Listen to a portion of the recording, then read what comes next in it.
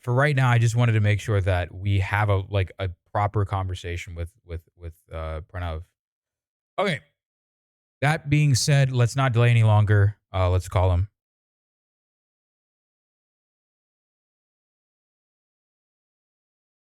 Hold on a second. Can you hear me?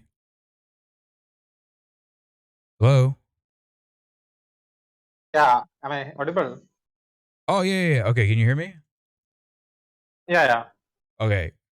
First of all, Sukumana Cheta. yeah. സുഖമാണ് സുഖമാണ്. Sukumana. No, I sorry, I had to do that.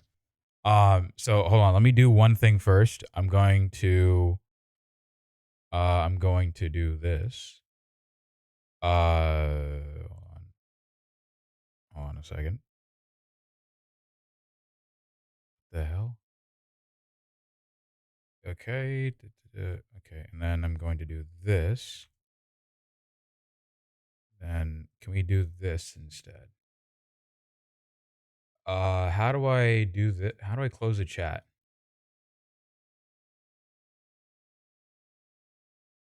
And then how do I do this? We'll just do this for now. Okay. We'll just do this for now. And then we'll just stick this up here. Boom. And we'll just stick you I don't know if you have my stream pulled up. I'm just trying to like adjust it on the screen. Okay, yeah, it's Okay, fine, it's there we fine. go. Okay, there we go. So that's okay. So first of all, the other question I wanted to ask is Karicho. Yeah, I had my dinner. You already ate. Okay, cool. I'm so Yeah, I had to ask. So how's the Malayalam? Was it good or not? Like if yeah, it it's okay. It's okay. it's not it's okay. Like Okay, good. yeah, like uh, people will understand. The people who know Malayalam will understand. okay, good. Like yeah. Okay. Hold on a second. Uh sorry, I had to take care of that. Um okay. So first of all, welcome Pranav. Welcome to the ArunAnnow broadcast. Welcome to the ArunAnnow Enterprises. Um so first of all, for those first of all, why don't you give yourself an introduction? What's your name? I think I already said it, but what your pronouns are, where are you from, and what do you do for a living? So why don't you introduce yourself to the chat a little bit? So my name is Pranav Jivan, and you can use pronouns he, they.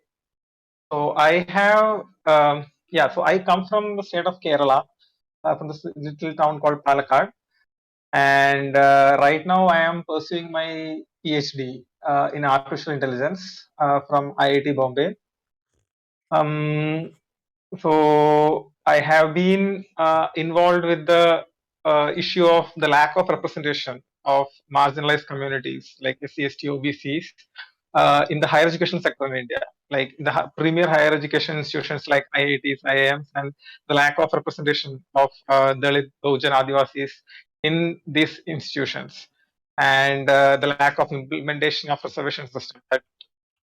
So that is what I primarily work with, and I have been part of the AMBEDKARITE anti-caste movement, and I follow the anarchist ideologies, and I try to create this bridge between or in some sense trying to make people aware more of like how like the ideals of anarchism can help in organizing the social justice movement in the country.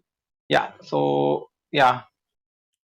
Awesome, awesome. First of all, my mod says J Beam. J Beam. So J Beam. Let's first of all let's break down. I'll just do a quick definition right quick. So just before we go ahead. So for chat, those of you who don't know, what he's referring to, we've talked about this before. the marginalized communities, the scheduled castes, the scheduled tribes, and the otherwise backward classes. These are legal definitions of. These are overall macro collections of marginalized groups in India.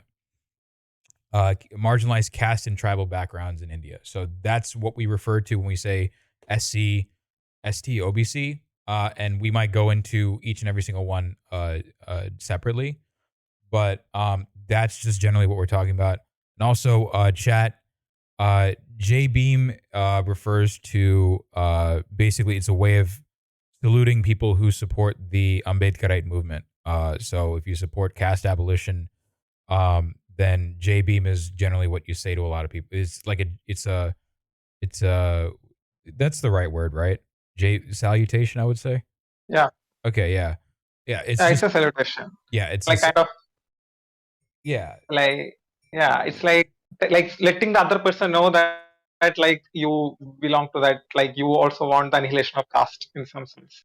yes. Okay, so that's basically what that means. Um, so I do have a quick question regarding what you do for a living. So does your PhD work does that have anything to do with your activism, or is that separate from your activism? Uh, Uh, okay, so technically my PhD thesis doesn't have to do much with my activism, but I pull it in some directions that okay, like with my PhD thesis, it's like what I try to do is in some sense most of the technology of machine learning or artificial intelligence right now are under the control of big data companies, and the main reason is that the resources that are needed to actually produce the kind of like algorithms and things is so huge that only they can have a monopoly over it because only they have the money and resources to build them. What my research is to actually make more efficient ones so that it will become more like an open source thing.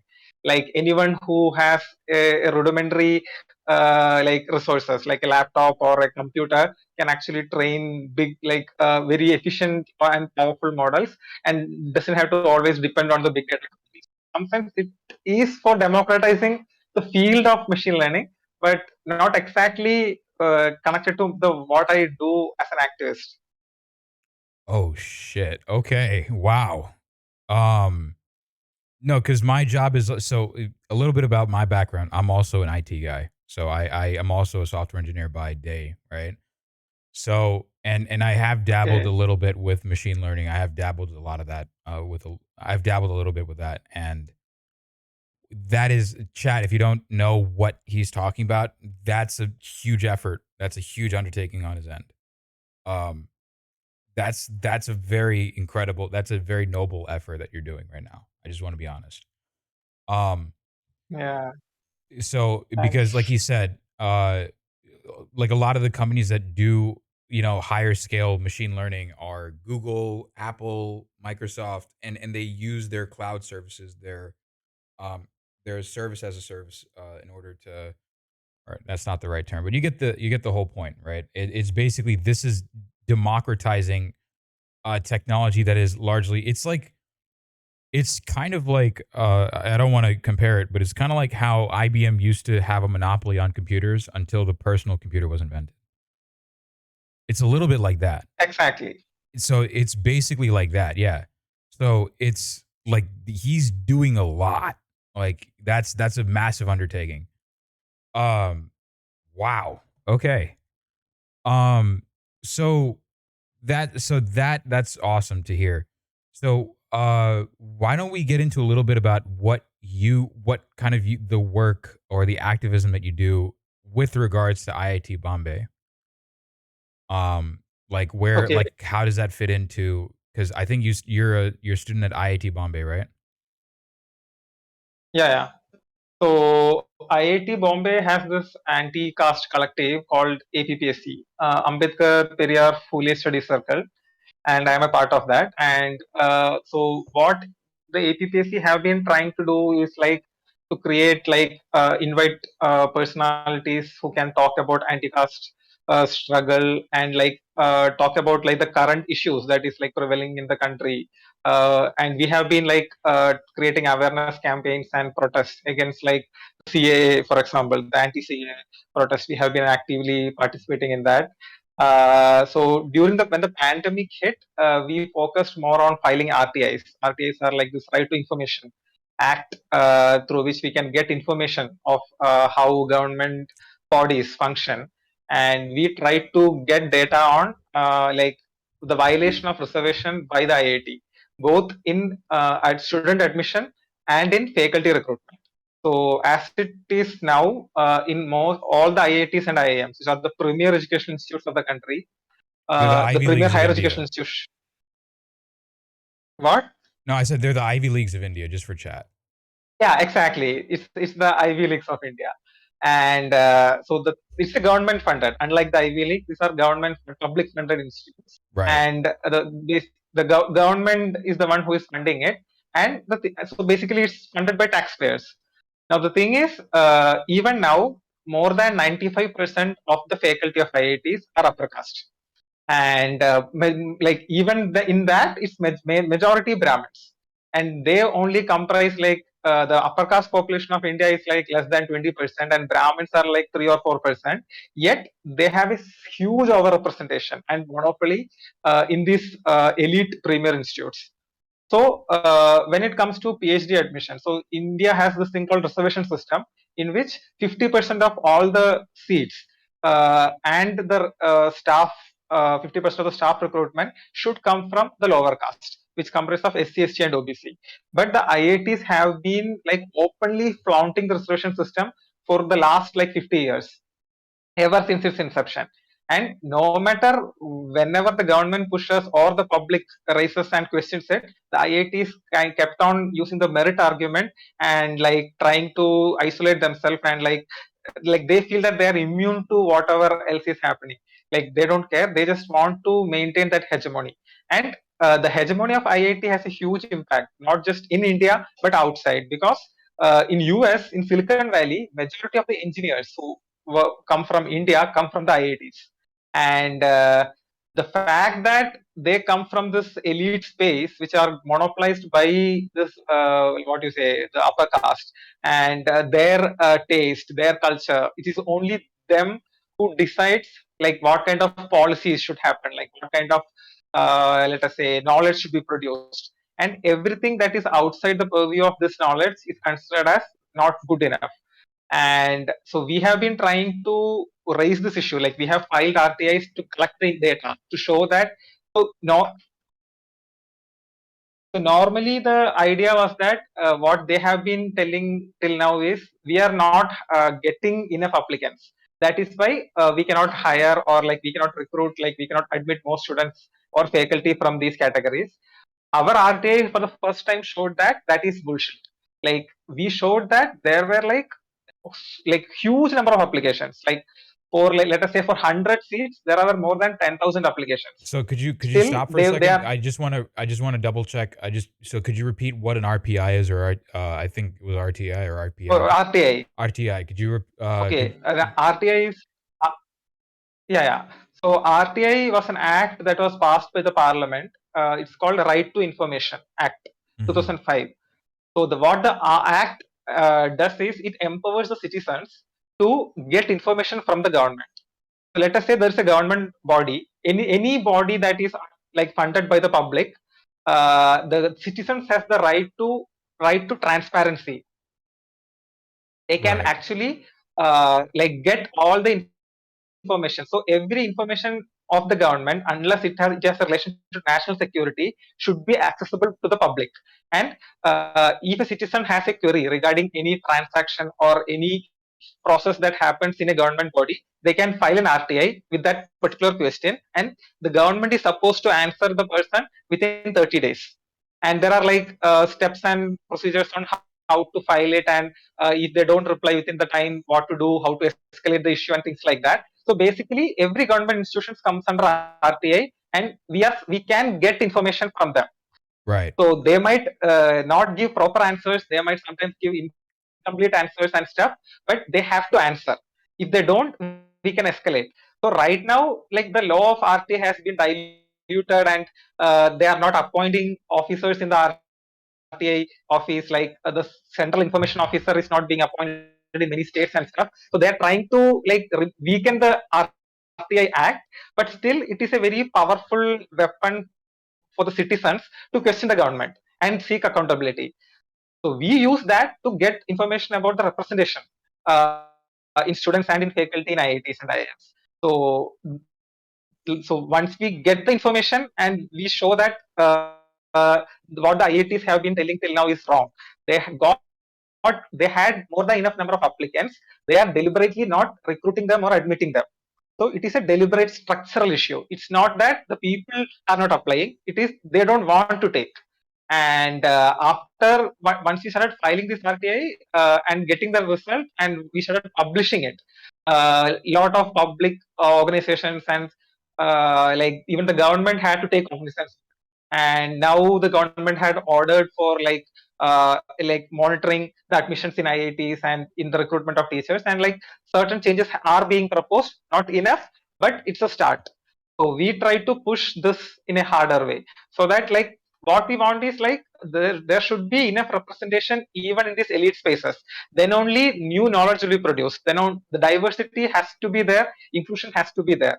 Unless that happens, the knowledge production in India will become monopoly of a particular caste, and we want to break that. Only once the knowledge production that changes, the new knowledge will come, and based on that knowledge will the like in some sense the empowering of the community will start to happen. Right. Yeah, So one of the things that I guess you've been campaigning for a while is a caste census, right? yeah. So basically, so that was a lot of information breakdown. So basically, what a caste census. So basically, there for a long time there hasn't really been. I think Bihar recently did a caste census, if I'm not mistaken. No, no, they haven't done it. They said that they will do it. Okay, they If the said they will government, do it. central They government haven't gotten doesn't around to do it, doing it. yeah, Yeah. yeah, Okay. So they haven't done. The last caste census happened in 1931, before independence, okay. and in 2011, a caste census, like a socio-economic census, happened, but the government said that okay, the data is faulty, so we are not releasing it. So that data has never been released. Ah, so it's quote Yeah, unquote faulty. Okay, I got it. Um, yeah, because see, the once the caste census data comes out, then the actual proportion of the SC, ST, OBCs in the population will come out, and the actual proportion of the upper caste will also come out. exactly. That when that comes out, because this computation of this 15% reservation for SC, 7.5 for ST, and 27 for OBC comes from the 1931 census. If the actual data comes, the thing should increase. Exactly. So they don't want this to come out at all. Yeah. Yeah, because it would decrease representation within it would actually decrease representation in with regards to the upper caste, because the upper caste don't make they make up like Not most. exactly. It it will decrease the overrepresentation of upper caste in the powerful positions. Yes, that's what I so yes, that's what I meant to say. Yes. So it will Yeah. actually So so the what it'll thing do is is that like it will so the it thing is, yeah. so what it'll do So is the that thing is like it'll go ahead, go ahead. if you look at manual scavengers and like the lower positions, it is all like hugely populated by the lower caste, like manual scavenging, sweepers, cleaners and stuff like that. It will be mostly people from Dalit communities who will be engaged in that work. So like it's like that position is reserved for like Dalits. And when you go to the higher echelons of power, let us say you go to the ministers, you go to the cabinet secretaries, you Courts. go to the judges of Supreme Court, the IIT professors, these elite positions which actually has power and decision making power and policy making power, that will be have an over representation of upper caste. So this thing has to change. Like, Right. uh, like, uh, yeah. So for that, the caste census is like very essential, so that the people themselves know how much they are in the population, so that they can assert finally. Like, so in some sense, the reason why they are not bringing this out, because then the caste question will have to be addressed. Is the government or like no one in the media, in the government, in the bureaucracy, in the judiciary, no one wants to address this question, and it can only be addressed when the data comes in some sense. and they are trying to block that process. So my mod also said also in 2001 caste census had to be done, but at the last moment Vajpayee, so Atal Bihari Vajpayee is former prime minister. He was the first BJP prime minister. Denied basically it was supposed to be done in 2001, but Vajpayee basically said no, it'll divide Indians. And uh Yeah, yeah, no, it's a ridiculous thing. So we'll get to we'll do a breakdown on Vajpayee later, and basically what he did. yeah, But so this is basically the bulk of your activism. It's basically calling for a caste consensus or caste census, excuse me, because because the last census that has happened was in the 1930s, like 10 years before independence, right?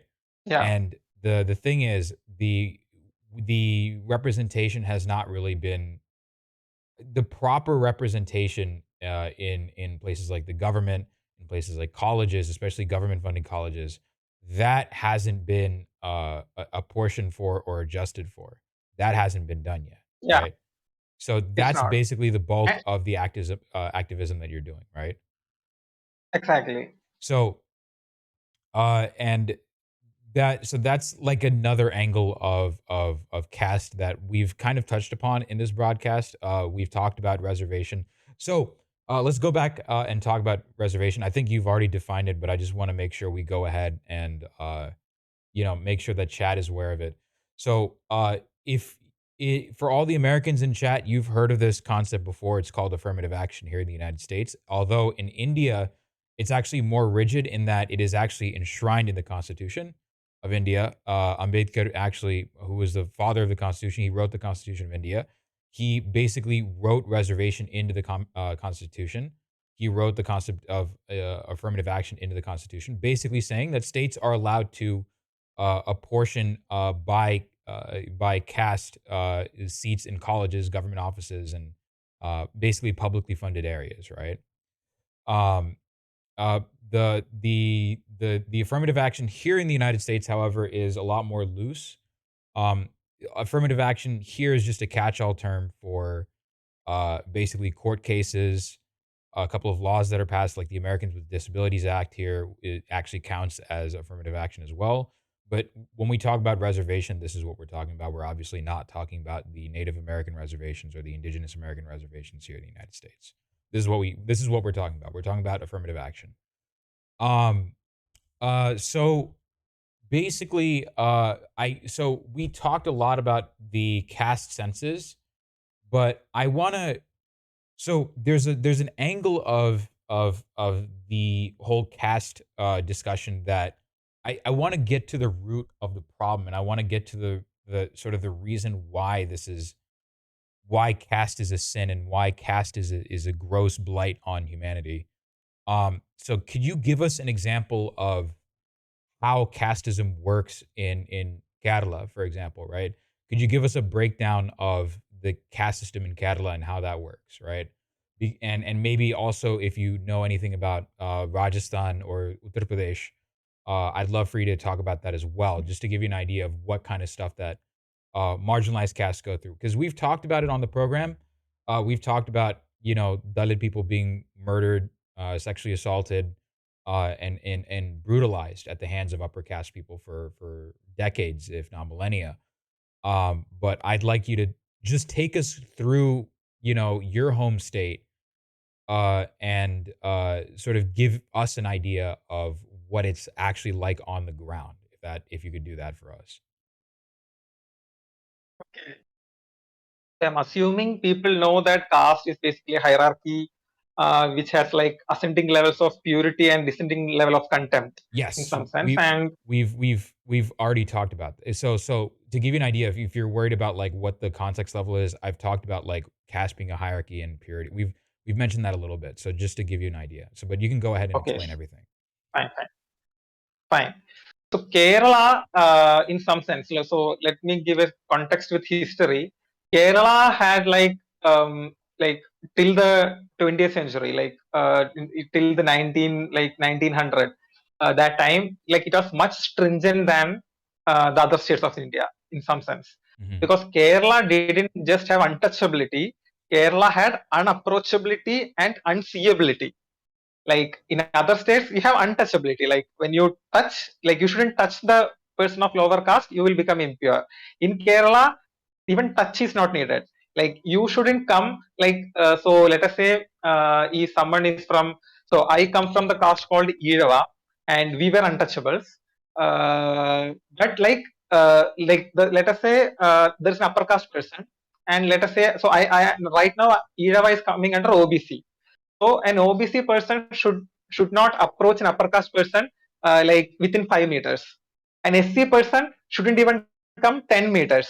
So like the lower your caste, the distance that you should like between you and the upper caste person will increase. You cannot cross that distance. Forget touching. And there were some caste who shouldn't even come in their sight. Just seeing them will make the upper caste impure. So in Kerala, there were castes who couldn't even get out during the day. They only got out of their homes at night because they shouldn't be seen at all.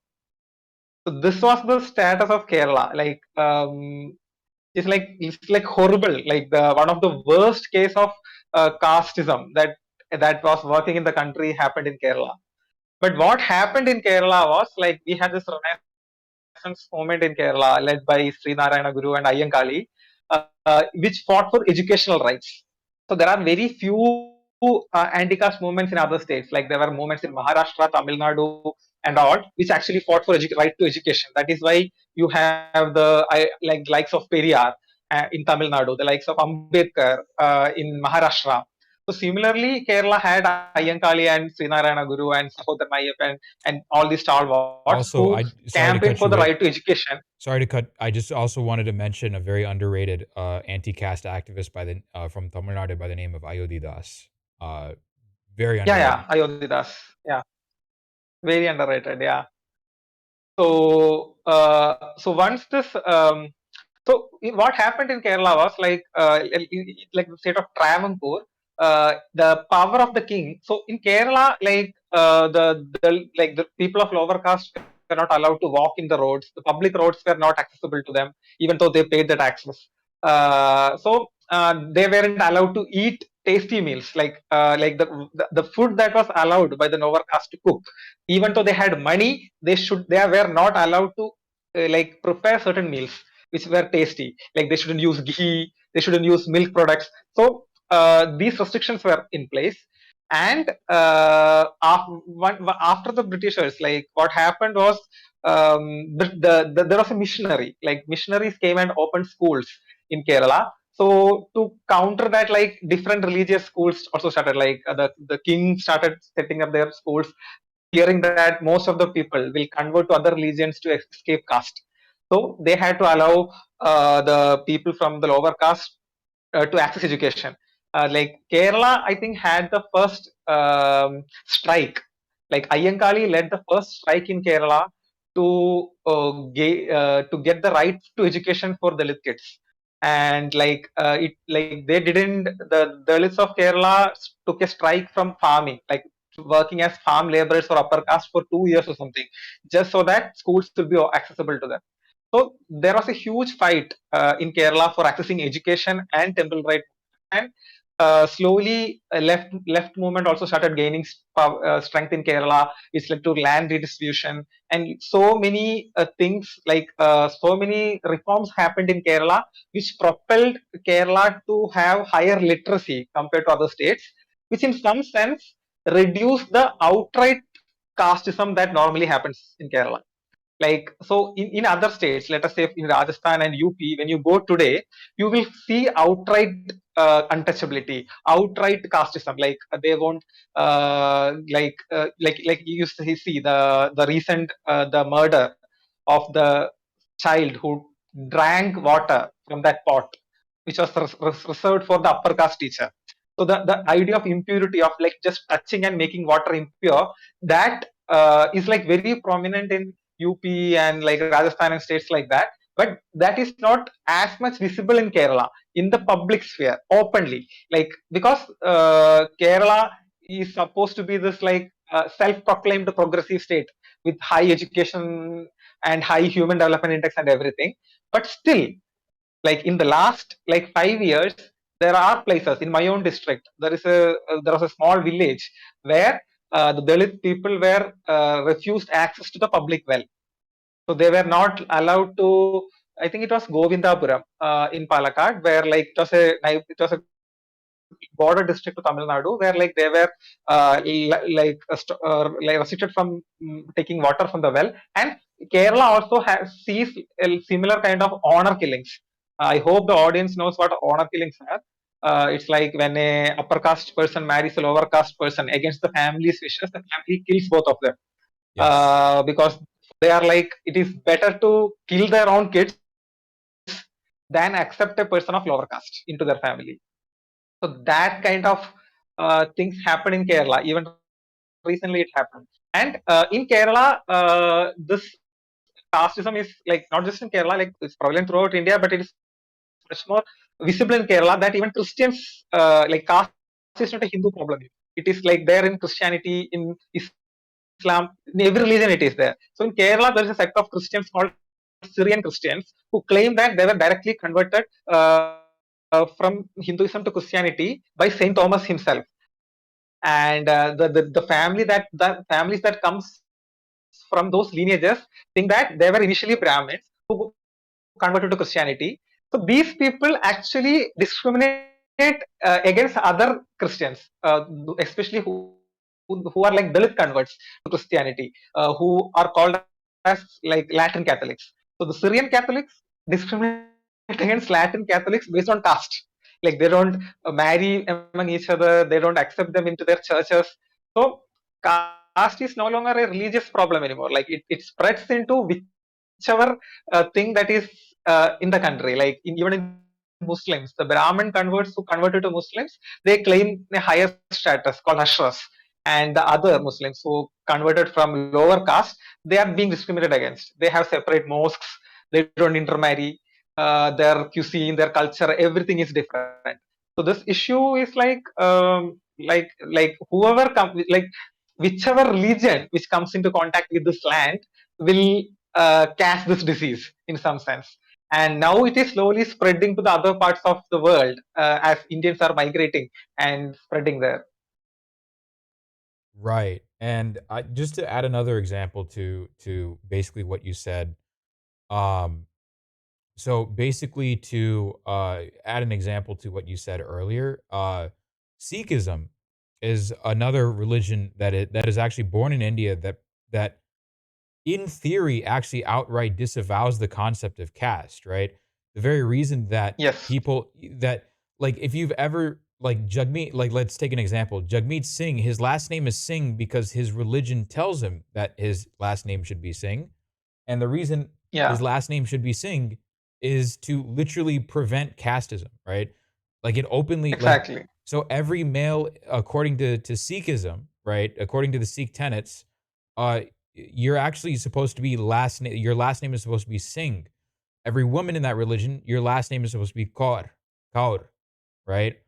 And Yeah. the but even in Sikhism, even in Punjab where Sikhism is predominant, you have massive amounts of casteism. You have Dalit Sikhs, which is a very Yeah. strange concept if you understand the tenet of Sikhism. So I think Exactly. the only religion in India that doesn't practice this, I think, is Buddhism. I think Buddhism is the only one that doesn't practice this because I think the vast majority of Buddhists were Dalit converts, if I'm not mistaken, right? Exactly. So the problem is that since everyone knows that most of Buddhists are Dalit converts, every Buddhist is discriminated. Exactly. Everyone, yeah. So So, all the Buddhists in India are Dalit converts, so Buddhists are discriminated against, right? So exactly. and Buddhists are also discriminated in Tamil Nadu for two different reasons, not just that, but that's a different story. Um, Yeah. but uh, so So I can add one more thing, like go how ahead. the kind of discrimination that that is now, like I said, like in Kerala, it is very hard to see outright discrimination, as in the case of like making the students sit in the back, Dalit students sit on the floor, making Dalit students clean the toilets. These kind of things are very rare in Kerala. But in Kerala, like you have to look very closely. Like they don't intermarry. Like every single marital relations will be like the endogamy is strictly followed. And no matter how much educated they are, an upper caste person will never eat from the house of a Dalit person or like a lower caste person, and vice versa. Even if in like so my parents have told this again and again, like about that when in an office when they eat lunch together, people usually share their meals. But upper caste people are always conscious. Like they will never eat what is offered from a Dalit person or an lower caste person. So this is like very a lower caste person, especially like someone from OBC, SC, community, will identify it very easily. But since it is not a structural kind of a discrimination, like there is like it's a individual relationships It's in that interpersonal where it is relationships. like Yeah. exactly like in the friendships, the way if you try to buy a house, let us say you want to buy a land, uh, like uh, let us say there's a you try to buy a land in an area which is like mostly upper caste people, and when they find that you are a Dalit person, they will never like sell the land to you or like rent their house to you, because they are like no matter how much money you have, they will not let it. So in UP and places like that, when you go, like outrightly, like in front, there will be a board which tells that no SC allowed. Like in Kerala, you won't find such boards, but the mentality is there. So that's the difference in some sense, and that is one another reason why it is much harder to fight that in Kerala, because it is very hard to identify. It is very hard to see. When you see it clearly, that's why in some places like Tamil Nadu and other places in India, you have this conflict. The conflict arises because there is an assertion against a structural discrimination. In Kerala, such assertion also doesn't happen because these things happen covertly, not overtly. Right. Exactly. Exactly. So people think that Kerala is very peaceful and progressive. It is not. It is because that the mode in which it operates is very different. And it requires a different kind of what you say assertion to actually oppose. Right. And Eh, Kerala doesn't have that yet. Yeah, and what's interesting about Kerala, the way the caste system operates in Kerala is so there's definitely Brahminical hegemony in Kerala as well, right? There's definitely some Brahminical hegemony that operates in Kerala, but if I'm not mistaken, the most we've talked about this a little bit. The most dominant caste in Kerala is actually not the Brahmins Yeah, of Kerala. exactly. It's It's a not the caste. Brahmins, it's an Nair. It's the Nayars, right? The Nayars, Nambudris are there. Yes, but the Nambudris are there, dude. Oh, so Dude is a guy in my chat. He's from Tamil Nadu, just like me. Uh, but the Nambudris are actually not like the dominant caste of Kerala. It's the Nayars. Exactly. Like the Nambudris Yeah, have I can give you institution. the context. Okay, go ahead. Yeah. So the thing is that when the Britishers came, so till the Britishers came, like all the kings needed the Brahmins, what you say, like permission, or in some sense, their for to recognize their like their kingship in some sense. So it is like in the Hindu scriptures itself, like Brahmins are regarded higher than the king. Like killing a Brahmin is like a sin, which is a duty of the king to feed the Brahmins and things like that, like grant them land. Like so, basically, when the Britishers came, what happened is they came this westernizing education. They needed an Indian bureaucracy in India, which they can use to govern India. So what in other places happened is, like example Tamil Nadu and West Bengal and Maharashtra, it was the Brahmins who led the charge of taking up English education and capturing these bureaucratic positions. So if you look at the higher like bureaucracy of British India, it was almost fully Brahmins, like Bengali Brahmins, Tamil Brahmins, Maratha Brahmins. They captured it. And Malayali Brahmins, like the Nambudris and all, they didn't do that. So there was a vacuum that created that these Brahmins, they didn't want to like what you say, do Western education and capture these places. What happened is an intermediate caste, which was below Brahmins, called Nayar, Menon, all these people. They captured these positions in Kerala. Like they became that bureaucracy in Kerala, and that consolidated their power very much.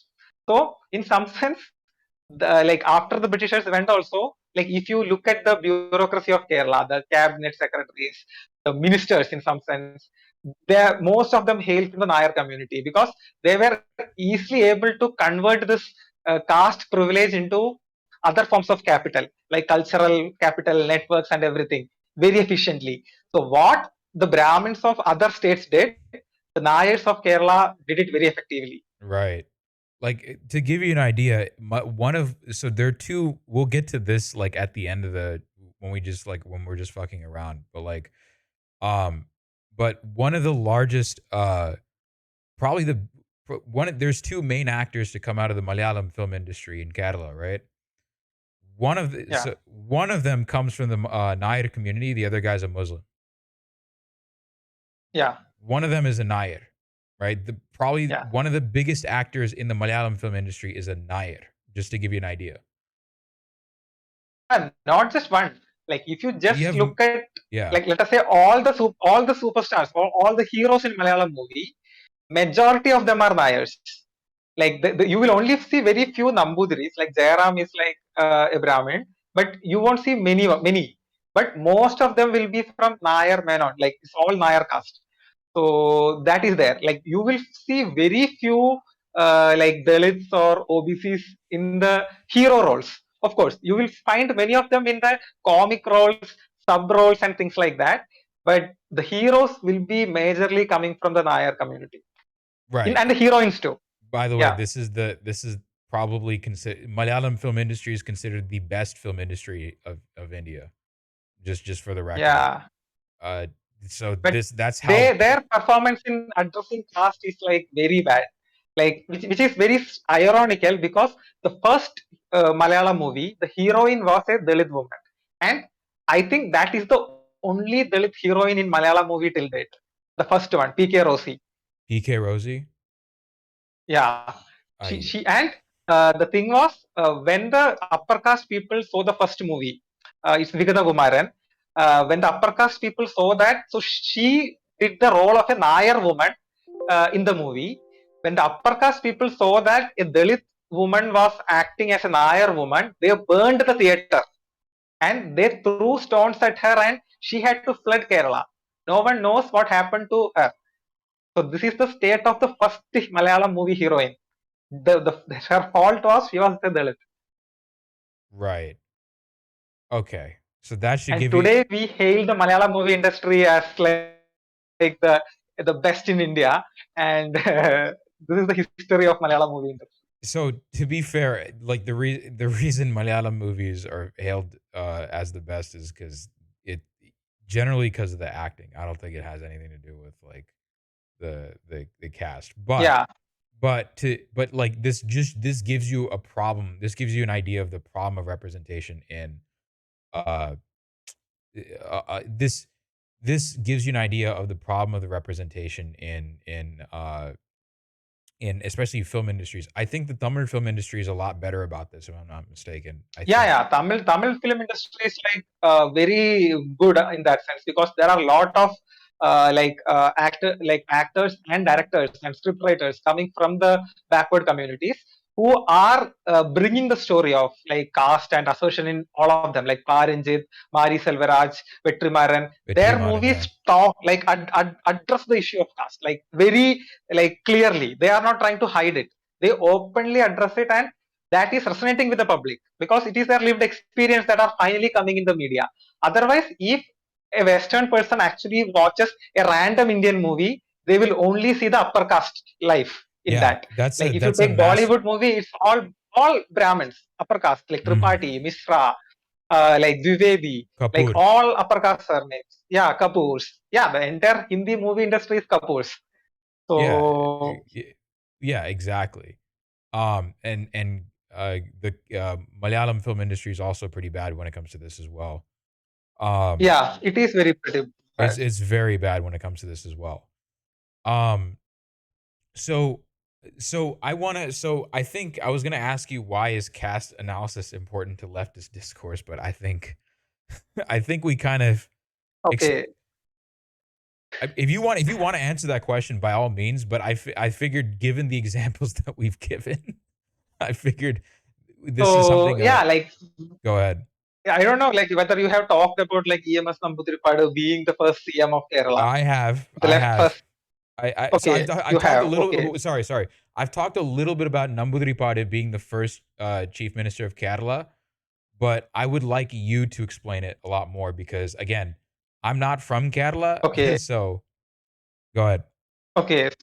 So the problem with the left movement in Kerala and in India, in like, and the reason why, in some sense, it has never like, even though it was able to do some things like which like land reforms and things in Kerala, uh, I think the reason why the Kerala became like very literate and progressive, at least in certain sense, has like little to do with the Communist Party.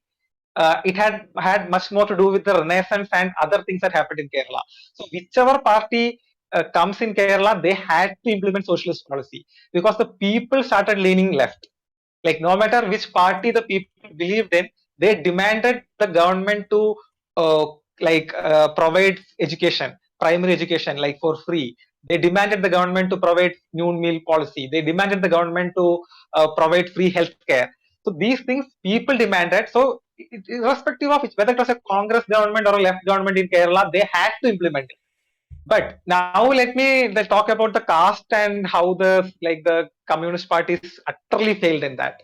So in Kerala, the most of the cadre of the Communist Party, like the ground level workers and everyone, come from mostly the backward caste. But the leadership has always remained with the Nayars and the Nambudiris and like the upper caste. This Yes. never changed. So the first government that came power in Kerala, the first chief minister is EMS Namboodiripadu. Namboodiripadu being he's a Brahmin. And if you look at the rest of the chief ministers of left government in Kerala, till 2000, I think 8 or 6, all of them come from upper caste communities. Even though there were very very public, um, very publicly liked leaders, like very powerful, very articulative, very who actually believed in the left ideal. There were like so many, like V.S. Achyutanandan and Gauri Amma. They were like the ones who like started the base of Communist Party, of the Communist movement in Kerala. Right. And they were completely sidelined because both of them come from backward caste. They were again and again sidelined. The Politburo or the Central Committee kept on like pushing them aside and making sure that these people lost the election. Because if they won and became an MLA, then they have to be made a chief minister. Otherwise, the people will protest. So they made sure that these people kept on losing elections. Their own party made sure that certain leaders coming from backward caste who were popular lost the election so that they will never become CM. And the CM position and the ministerial berth will reside with the upper caste. What happened in like the early 2000s was the people became fed up and they became openly telling that if you don't declare him like Achyutanandan, the chief minister candidate, and don't like if they don't give a particular constituency which always wins, the left will lose. It was under that threat that finally he was given a constituency in which he would win, and he became the chief minister. That was the first, like in some sense, the backward caste chief minister in Kerala from the left government. If you look at West Bengal, which is the other like state which was ruled by the CPM for like around 30 years, they never had a single backward caste CM. All their CM, all their Politburo members, everyone in the party leadership position is coming from upper caste. And this lack of representation they never addressed. This is the unless see in India you cannot function as a progressive political party unless you you come into terms and try to address the issue of caste and the issue of representation. It is not that there are no good leaders or like good capable people in the party who can handle these positions, who come from backward communities.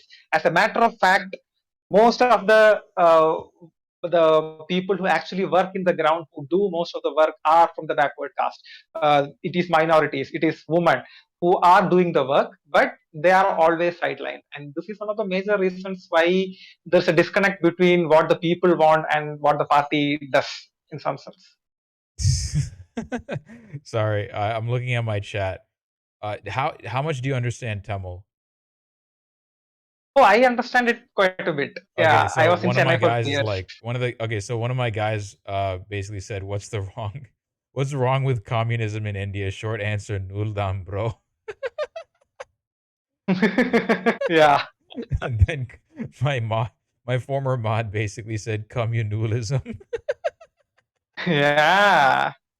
So they understand it very well. I mean, they're both from Tamil Nadu, so they get it. Uh Okay, they get. yeah, like we have a lot of Tamil people in chat, so a lot of my viewer base is from Tamil Yeah. Nadu, so that's why. So Um, in some sense, DMK is, even though it has like Stalin, the name itself is like communist, but like they they're address sock caste dens. first. Yeah, they're So in some sense, that is why it is like resonating with people in some sense. Like VCK, they address caste. You know VCK, I guess. yes, VCK as in like Patali Tiruma, Makkal Kachi, is that it? VC, let me like double check. uh, VCK. Tiruma Oh no, the Vallavan, you Dalit know, Panthers. right? Yes, of course. Yes, Dalit Panthers. Yes. Yeah, yeah, yeah, Vidalai yeah, Chiridegal Kachi. yeah, Yes. exactly. Kachi, yeah, exactly. Yeah, I don't know how to pronounce it. That's why I just said Vidalai the small Chiridegal abbreviation. Kachi. Yeah. Yeah, yeah. Okay. So Yeah. So these are these are we parties which addresses caste. Chiride. Yeah. So we've talked about I've mentioned them before. So the English translation of what they used to be called, they're called the Dalit Panthers of India, the Dalit Panther Party. Uh, Yeah, so PMK is like the polar opposite of VCK. Yes, I know. I was like yeah, yeah, I double checked that. Yeah. Um, yeah. yes. So basically, what were we talking about earlier? Yeah. So like you Left. said, DMK is actually when you look at economics, they're actually uh, if you look at the economics of the DMK, right? They're actually like you could Mm. call them like sock dems. They're social democrats, right? Yeah, they are, they Periyar are, was they are. never Periyar was actually never a socialist, right? He's openly said like socialist, Periyar was always against the idea of a political party. In that sense. right? He never wanted to enter electoral politics. Right. He wanted to push people. Like, so Periyar, I see more of like an anarchist, because he knew the importance of ground level, grassroots level thing, that that is where the change has to stem from. There is so much things that only you can do top down. You have to go bottoms up. Gotcha. Um, Hmm. right. What were we talking about? What is this? Okay. Um, yeah, so that's basically sort of an idea of like what the caste is like even in Tamil Nadu, there's still caste politics that's being played. But Yeah, the but the thing is the caste politics is relatively out in the open, right? It's pretty obvious yeah, like what like if you vote for a particular party, it's generally kind of obvious like what like there are lots of like for example the ADMK, the large majority of their voter base comes from several castes. Like if you're an ADMK mm, voter, it's very likely to be like you're very likely to come from a particular community in Tamil Nadu, right? If you're from, we see everything through caste prism, yeah, because that I mean the thing is you kind of have to, especially when you're talking about Indian politics, you have to see things through a caste lens. You can't like the so to the Americans in the audience, basically, so we were talking about how and we've basically ripped into the ML parties a little bit here, right? And their yeah, sheer incompetence when addressing the caste question, right? When addressing caste, right? exactly.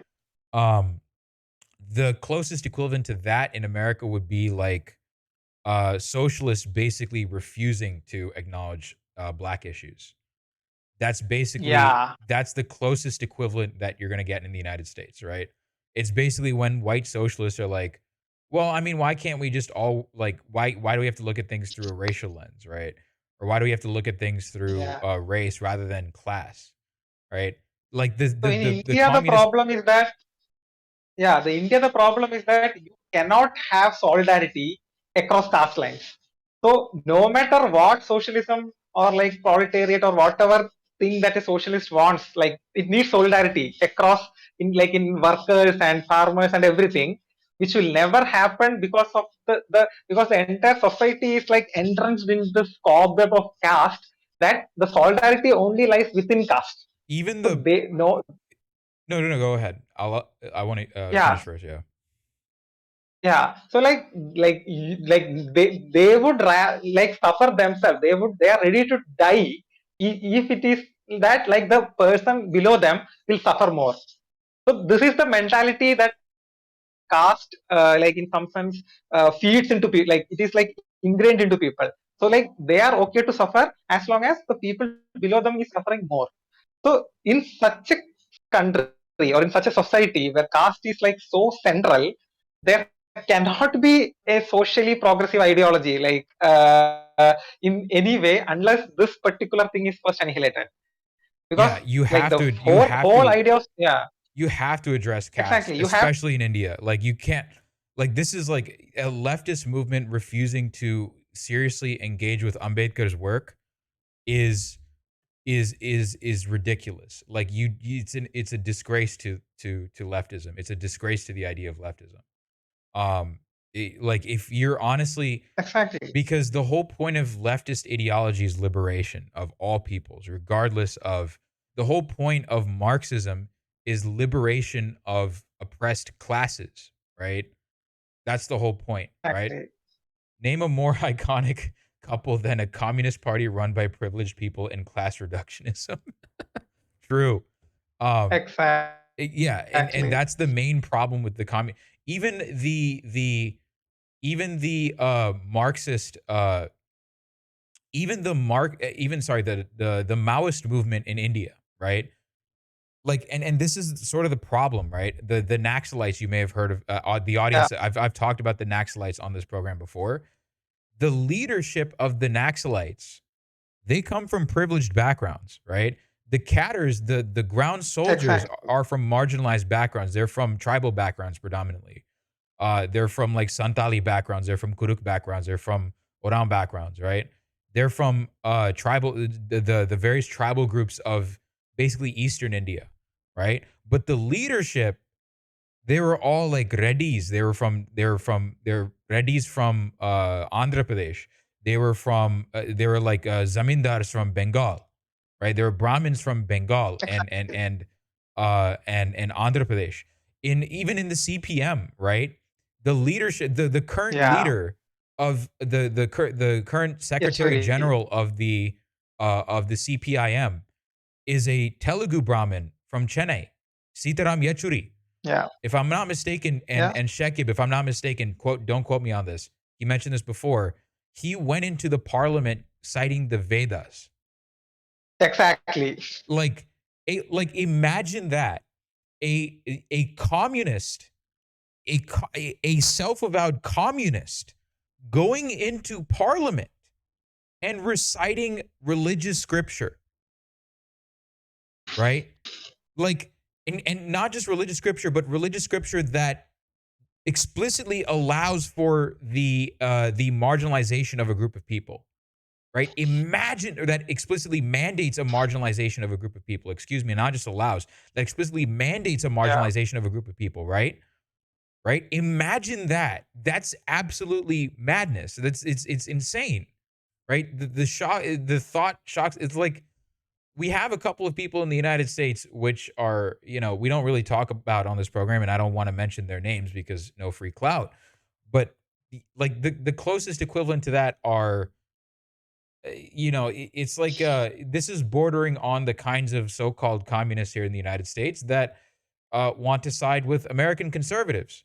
Uh, those are the kinds of people we're talking about, right? It's absolute, it's nonsense, right?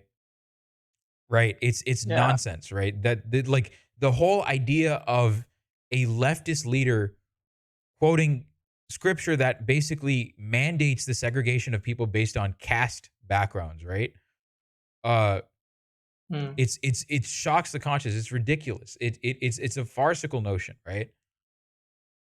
It's an absolutely Yeah. farcical notion. It's insane. So, I think we touched a lot about like how we talked about class reduction in the CPIM and the Naxalites as well, and those movements very rarely decide to outwardly address the caste or tribal question, right? They don't. They tend not to Yeah. do that, and that's a massive problem.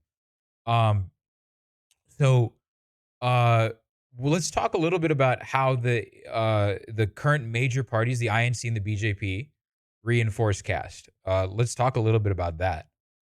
Because I think at a national Okay. level, those two parties are far more relevant than the CPM, because the CPM Mm. basically was very incompetent with addressing this question. But I would say the Yeah. CPM, in its totality, is, I would still like, if I'm going to be honest, I would still take the CPM over INC or BJP. And I think, I don't know if you would agree with me on Yeah. that. Yeah, I would. Definitely. Yeah, Yeah. I would. Yeah, I Definitely. would agree. Like, despite all the flaws of the CPM, right? I will still take the CPM over the only party that I would like.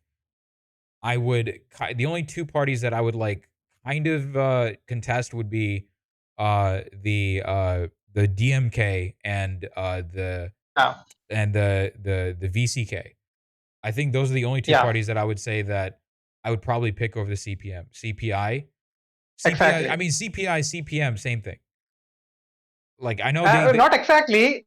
okay, go ahead. CPI is much more useless in some sense. Oh, okay. Like CPM, yeah, CPI is just leaders. There is no cadre. CPM at least has a cadre. So like they have ground level, like in some sense, like they have people in the party, like they have members. CPI is like very irrelevant in that sense. Like they have no one. Like people from CPI is like leaving the party and joining other party. They can't even retain their own members in some sense. And see, that's the thing. When it's all leaders and no one to work, like so the entire structure is based on leadership, and the leaders are like least care about anything else than their own welfare. So they don't even care about their own party in some sense. So CPM at least tries to make sure that they have a base, and like even like in some symbolic way they try to appease a base. CPI doesn't even do that. So CPI is like almost like if DMK hadn't given seats for CPI, they wouldn't even have a Lok Sabha MP in some sense. My mom, or my one of my top chatters, basically said I was trying to book a homestay for my family vacation. She's in India, so she's from Tamil Nadu. I was trying to book a Hmm. homestay for my family vacation, and they asked us if we were Brahmins instead of asking if we would be using the kitchen to cook non-veg. Yeah. Absolute madness in India. Yeah, because if you are not a Brahmin, then it is assumed that you are a non-veg. Because in Tamil Nadu, at least, other than Brahmins, like everyone else is a non-veg. Same with Kerala. Right. Like, yeah, if it was North India, they would have actually asked non-veg veg thing. But in Tamil Nadu, asking caste is easier in some sense. Five out of 4 out of 5 Lok Sabha MPs are from Tamil Nadu. What? Yeah. That does not seem right. There's no way. 4 out of 5 Lok Sabha MPs are from Tamil Nadu. How is that even possible? Because DMK gave them like they were like, Oh okay, no, I thought you you meant go, like it's fine. 80% of the parliament was like from Tamil Nadu. I was like, that's not possible. I thought he was Yeah, saying like that's 80%. not possible. Yeah, and I thought he was saying like 80% of parliament was like was from Tamil Nadu. I'm like, what? No, no, That no. no no. I am telling like the CPI's MP in Parliament, they won from Tamil Nadu, not Ah, in yeah, yeah. any other state, Yeah. because DMK gave them that seat. If DMK contested in those seats, DMK would win. But they were like, okay, you contest. Like it was an alliance, which they didn't have to give, but they gave. Yeah. So the thing is, again, we talked about the Communist Party in Kerala and in West Bengal, but actually, I wanna give some credit to the CPM and the Communist parties in Tamil Nadu because they actually do some Mm. decent activist work in Tamil Nadu with regards to tribal issues. I think Yeah, that yeah, so they do a lot of work yeah, in regards to that. So it largely depends it kind of depends state to state. If the CPM is like the one that is one of the two major parties that's being contested for power, then they're going to not address mm. the caste question, of course, right? But in Tamil Nadu, Exactly, exactly, where it's mostly DMK and versus ADMK, where those two are the major parties, the CPM actually has they actually have to they have some room to do some good work. Um, exactly. Because they have to address caste then. In Tamil Nadu, they cannot work without addressing caste because everyone else is addressing caste. Yes, you have to. So you have to address the caste question in Tamil Nadu, and Tamil Nadu is very Yeah, open about but it. in the national level, yeah, Tamil Nadu is very open. But if you look at the national like Politburo of the CPM, like it only has like three or most of them are Brahmins, like Bengali Brahmins. It's like useless in some sense. Exactly. So I wanted to get back to that question. So how exactly? I mean, we have a general idea of how the BJP is reinforcing caste, obviously, because they're a Hindu nationalist party, and they literally some like BJP and Hindu nationalist supporters literally wrote a constitution, quote unquote, for a Hindu Exactly. nation that basically said things will be based on varnas, which Yeah. is ridiculous. So Um, the thing with BJP and Congress is like, so again, like the central leadership of both the parties are exclusively Brahmins. Like Rahul Gandhi went on to like claim that he's from Brahmin lineage, Kashmiri Pandit thing, and all this because they have to reassert again and again that they are Brahmins, and that gives some legitimacy to their leadership, according to them. If you look at the BJP, for instance, the BJP is in a very peculiar position. Like the entire Hindutva movement of the RSS, in some sense, started as an opposition to the caste question. Like they were like, because if caste starts getting addressed and people start talking against caste, immediately the Brahminical supremacy of the upper caste will go down. So they had to find a way in such that their relevance will still hold and people forget the caste question. So they had to create a new enemy for all these people to hate rather than the upper caste. So that is where the Islamophobia comes in. Like they targeted minorities, telling that these are the people who are causing the issue. We should be attacking them. So if you look at the genealogy of when the RSS became more prominent, it is like after the Mandal Commission report, like and the Mandal was implemented in 1990s, when there was a resurgence of the OBC. So OBCs, even though they were more than 50% of the population, they never had constitutional reservations. So they were very underrepresented, even though they were the majority of the population. And in some sense, the OBC question like made RSS create this Islamophobic counter to create the Muslims as the new villains that we should be fighting against, and they tried to draw the emerging OBCs into their cadre in some sense. So right now the reason BJP has power, like in majority of the like North Indian states, is not just because they have the consolidation of the upper caste votes, which they will never lose. They know that, but they can never rule by just having upper caste votes, which is like very less in the population, right? So in the electoral question, they are like very not enough to win the election. What they have is like that's the problem with the issue of reservation in some sense. What Ambedkar wanted was separate electorates in which the people from SC, ST on backward caste, they get to choose the candidates too. And they get to elect them separately. Like the electorate will be separate. But he had to like Gandhi went on a fast. They had the Pune Pact, and they had to the reservation was a compromise. Reservation wasn't what Ambedkar actually wanted for the backward caste in India. It was separate electorate. But since that didn't happen, the compromise was reservation. Reservation has helped actually materially for the empowerment of caste. But still, what happens with reservation is that there like what people have to understand when we talk about reservation is actually applicable to only the government posts and government colleges. So the government employment is actually less than like 5% of all the employment opportunities in India. Right. So everywhere else there is no reservation and no representation of the backward caste. Only in this 5% jobs you find that, and that too in the entry level. Like you can at least the maximum that you can get through reservation is an IAS position, like the entry to an IAS or a civil servant. Other than that, all the higher promotion and everything happens based on like who the person who is on top, and those people are mostly upper caste. So when you look at even now the cabinet secretaries who actually design the policies, they are majorly upper caste.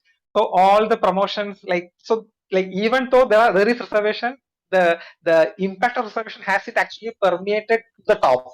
Right. The second problem is even education, like less than I think like 40 or 30% of the actual seats are government funded, like rest are all private. So Right. in that, and reservation is not properly implemented. And if you look at judiciary, there is no reservation in judiciary, even though it's a public thing. There is no reservation. We So talked about that a little you bit won't, in our yeah, private conversation. exactly. So basically, Yeah, if you look at the if you look at all the basically if you look at all the basically if you look at all the Chief Justice, yeah, all the Chief chief Justices, justices, and they the come from judges of the upper High caste Courts, backgrounds. Yeah.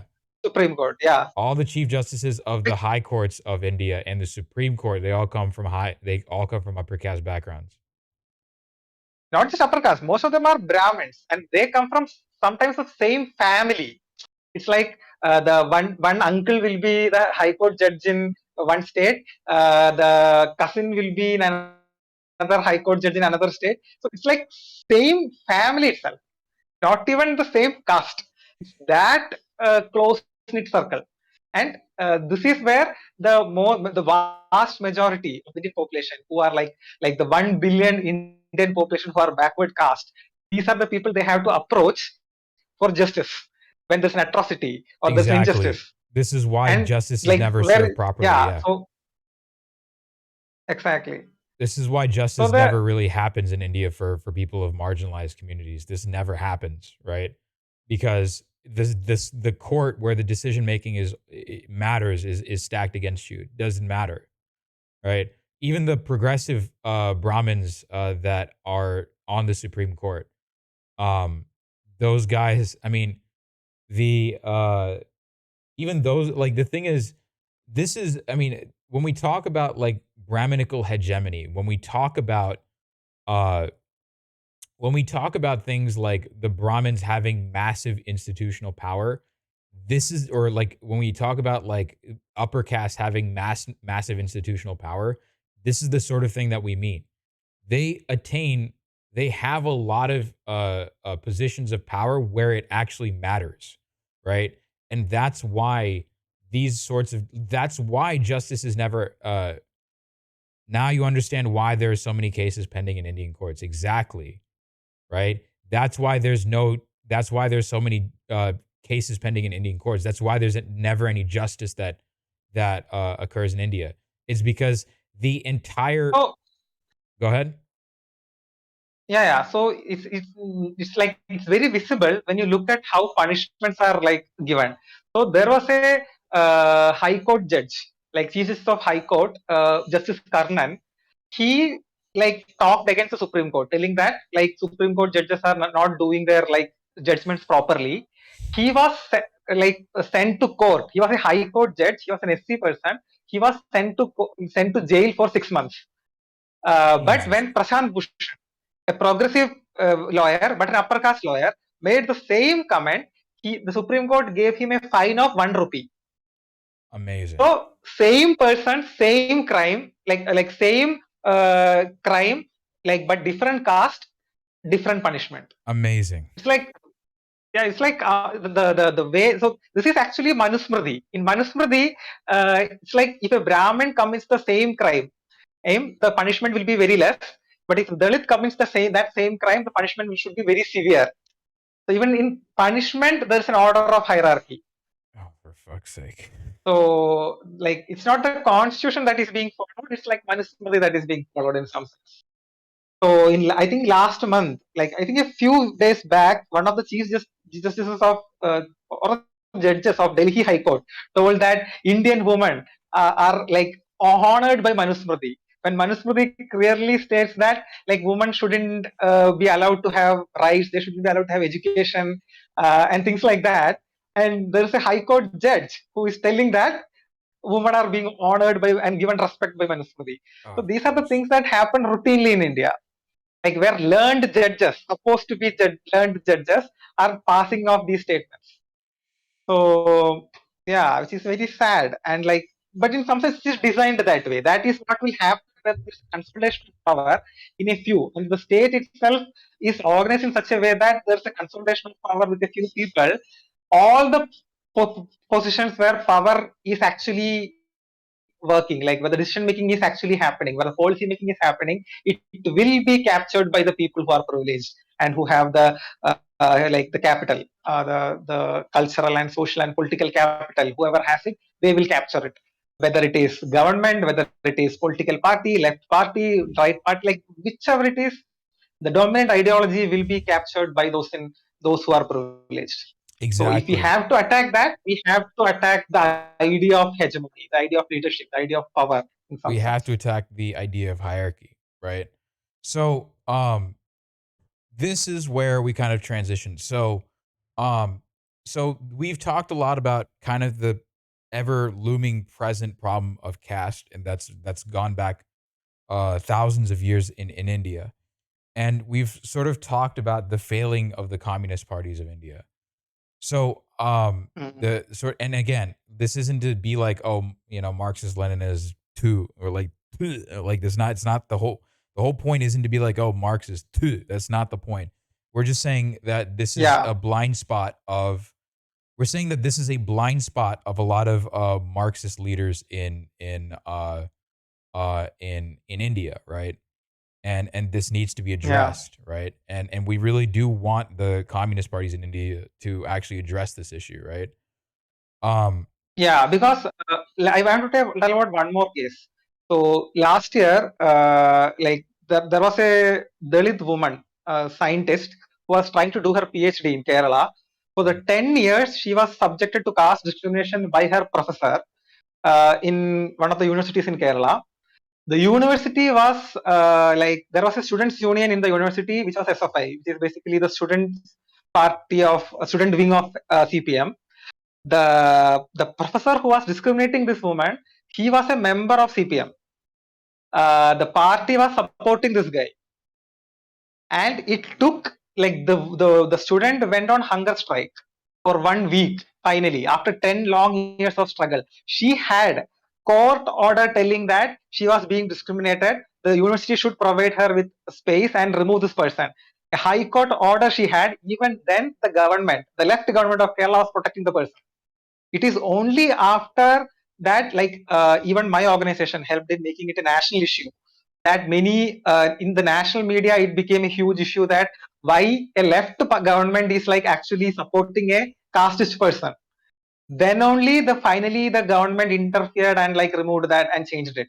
Until then, for 10 years she was fighting in Kerala. So they are deliberately not addressing it. And like, so this is a problem. Like even the communist parties are not addressing when it is like happening right in front of them. That is like very outrageous in some sense. Like you call yourself a exactly. progressive party and yeah, Yeah. So this should put to rest the idea that Kerala is like this communist haven or it's like a wonderful beacon of exactly. yeah. Like no, Kerala has a lot of problems. Uh, there's a movie called Janagana Mana that I highly recommend. Yeah. The I actually have it on my like list of recommend movie recommendations. So Janagana There is Mana, another movie called Pada. Pada, um, Yeah, that's also very good. Which uh, addresses tribal issues. yeah, I think Jim Beam Actual also based on addresses true tribal story. issues to a certain extent. There's also Yeah, Pariyerum Perumal. yeah. Tamil movies. So that is another thing. It is interesting that you pointed J Beam. So in J Beam, Justice Chandru is actually a member of CPM. And Actually, he was thrown out of CPM. The CPM expelled him. So because when the movie came and yeah, and okay, everyone was talking yeah, CPM was trying to capitalize on that, telling that see we are a very anti-caste party and everything. no, And then this issue happened with that woman, the woman student in Kerala. so So they were like completely backtracked. Yeah. so this is another okay. So I've talked a little bit about this on the program before, and I've definitely talked a lot about this in private. So we're going to talk about this is one other issue that the CPI and the communist parties were really bad at. Sri Lanka, that was the reason he got thrown out. It was Yeah, because exactly. so he got thrown out of. So basically, we I've talked about Sri Lanka ad nauseum on the program, Mm, but basically, uh, the CPM along with INC supported the invasion of Sri Lanka by the Indian government.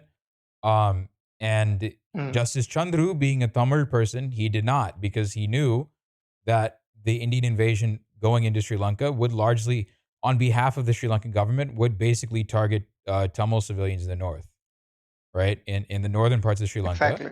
And that's why he opposed it. And for opposing that, the CPM threw him out. Uh, so, Exactly. uh, so basically that's the main thing. So that's why the CPM is despite all of its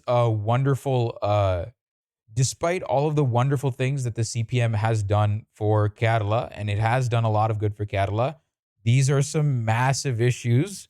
And despite all the activism it does in Tamil Nadu, all roads lead back to Jaffna, exactly. Um, despite all the good that the Yeah. CPM has done, this is like one of the main issues that it has. It tends to be very hierarchical, right? Um, Yeah. what do you mean? Yikes The on that new link. the people in the leadership cannot be questioned. So whatever leadership decides, the cadre has to follow. Otherwise, there will be disciplinary action and you will be thrown out of the party.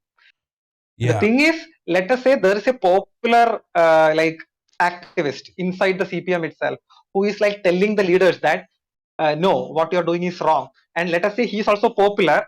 Then the party will try to not just remove him; they will try to kill him. That is the craziest part.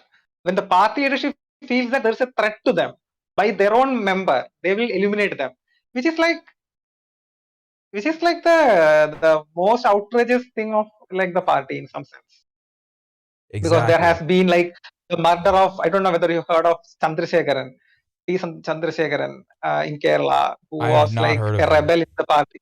Yeah, so he was killed by the CPM, and allegedly killed by the CPM, and like the party is actually protecting in some sense, like the people who actually killed, like they were like sent by the like there's a lot of issues in that sense also. Like they don't encourage internal criticism.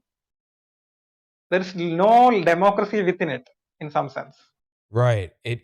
Yeah, exactly. And that's like part of the main issue with that's kind of the main issue with the communist parties of India. And that's my main criticism of India of the Indian communist parties. It's they're really uh they're really they're really bad at this. Um so they're really bad at the caste issue, and they were really horrible when it comes to Indian imperialism. So Hmm. so this is kind of where we bring anarchism into the equation, right? So we've talked, I think, Yeah. for about an hour and a half about, the whole overlooming, the ever looming problem of caste in India, right?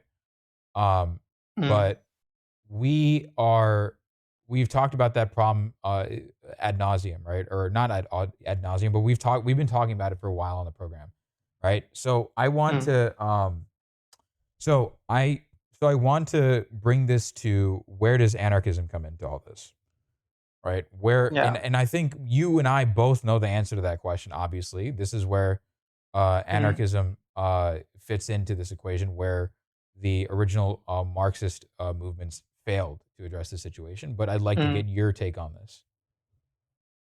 And what so Yeah. but So for so before you go at it, I'd like to like basically say what brought you to anarchism, and if you have any flavor of anarchism that you like, just like go ahead and tell us. But if not, that's okay. Just like that's more than enough. yeah.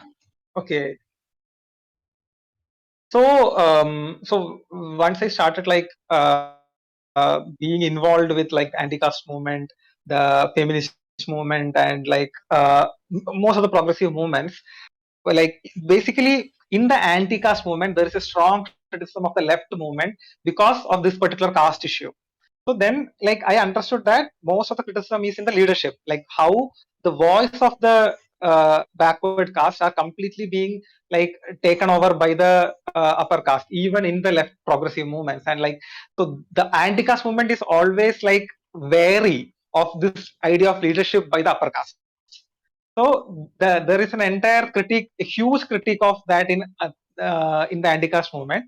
And even though like I am a left-leaning person, and like I am a socialist and I want to like know more about it, this particular critique was never addressed by the socialist spaces that I kind of try to like understand it from. And then slowly like I kind of like started exploring what are, is there any other like ways to organize which will like eliminate this issue of what you say, concentration of power in some sense.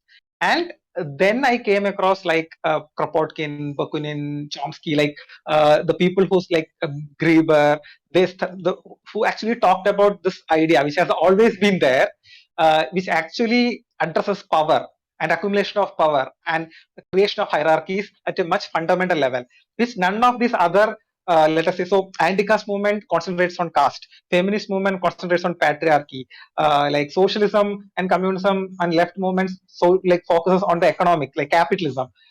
But what I understood is that these things are like so much intertwined in such a deep way that to attack them, you have to formulate an ideology which can actually attack power, because power imbalance is the main fundamental issue.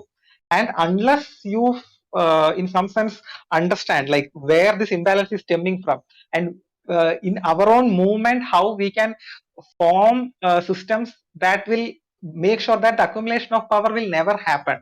So this has to be a part of every social organizing, and anarchism is where I found answer to that in some sense. And for me, like anarchism is the pathway to democracy, like the democracy in its most fundamental form.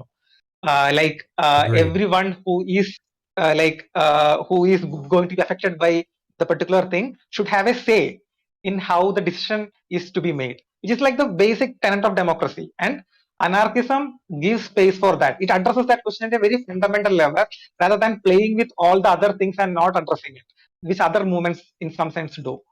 Once I started understanding that, like, okay, so anarchism basically has this idea of decentralization, there is mutual aid, there is self-organization, participatory democracy. So all these things, once I started learning about it more and more, I understood that these are like very basic human instincts, which unless you create an obstacle, most humans will eventually, like spontaneously, it will come, it will emerge.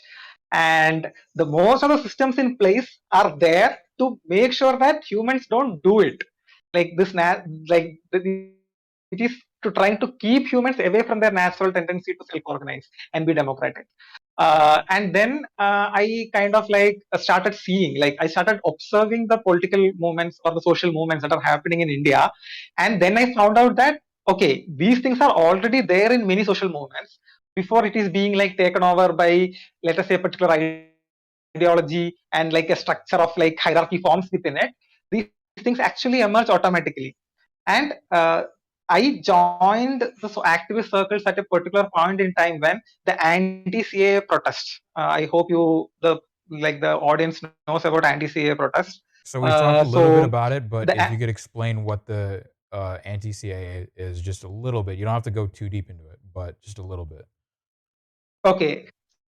So in 2019, there was a law passed by the union government telling that it will give to obtain citizenship of India, especially for people coming from the Pakistan, neighboring Bangladesh, and states like Afghanistan. So Muslim majority countries, yes. Afghanistan, the Muslim majority neighboring states, like every Hindu, Sikh, basically every other religion other than Muslims, they will give citizenship of India. Whoever Exactly. comes to India from these three countries. So basically, the law was discriminatory on the basis of religion. Like India, the constitution is supposed to be secular, and this goes against the constitutional ideal of secularism, that no law in the country should be discriminated on the basis of religion. It's more pernicious than that So even. this, It's sorry, I'm just gonna quickly get in and I'm gonna cut in and I'll let you finish. But basically, it's not so the CAA okay, and okay, NRC are basically two laws. Chat. They're basically two laws that are designed to sieve Muslims. So basically, what that means is Pranav basically mentioned the CAA law is basically meant to immediately grant citizenship to non-Muslim refugees fleeing from Muslim majority countries like Pakistan, Afghanistan, and Bangladesh. But NRC is a national registry of citizens, and so what it does is, if you're basically undocumented, you are immediately stripped of your citizenship. So what this actually does is it creates a sieve effect where everyone, if you're undocumented, loses their citizenship, right? But then all the ones that are Hindu or all the ones that are non-Muslim get their citizenship back. So that and in response to that, there were multiple protests, the CAA NRC protest, the Shaheen Bagh protest, and that's basically where our guest here Pranav is talking about. So continue. Sorry, I just wanted to provide a little bit of context for that. yeah. So when this particular law was passed, it's like it was not just this law. Like there are so many other issues like unemployment, falling economy, like political discontent, like the attack of Hindutva, like the saffronization happening in the institutions. So the country was like at a tipping point in some sense. And when this particular law was passed, like people were like, enough is enough. No political party called for it, no civil society organizations called for it, but spontaneously protests started happening all around the country. There was literally no place in India where protests didn't happen.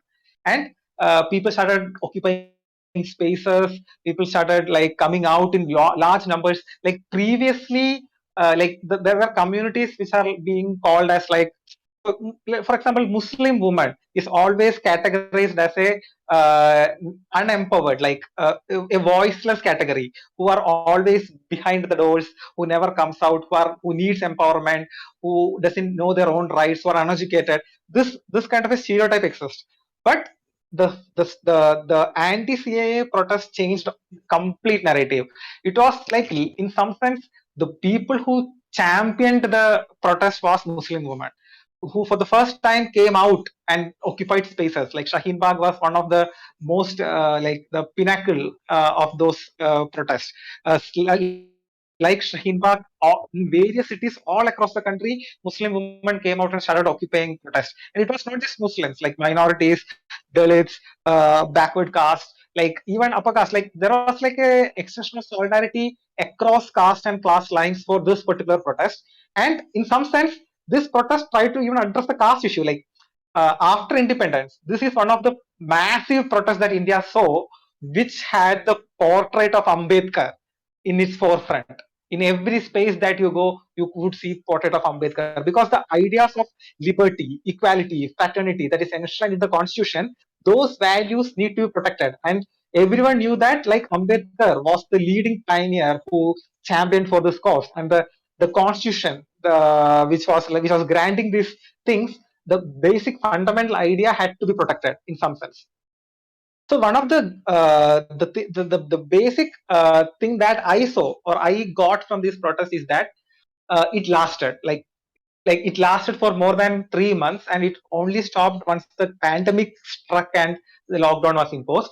But till then, it was amazing to see that, like, even though there was no centralized leadership, even though there wasn't anyone trying to command, there was no leaders, protests were like erupting, happening randomly. Like even the city of Mumbai at one point, like there were like more than 100 protests and organizing and sit-ins and occupation happening at one time, like more than 100.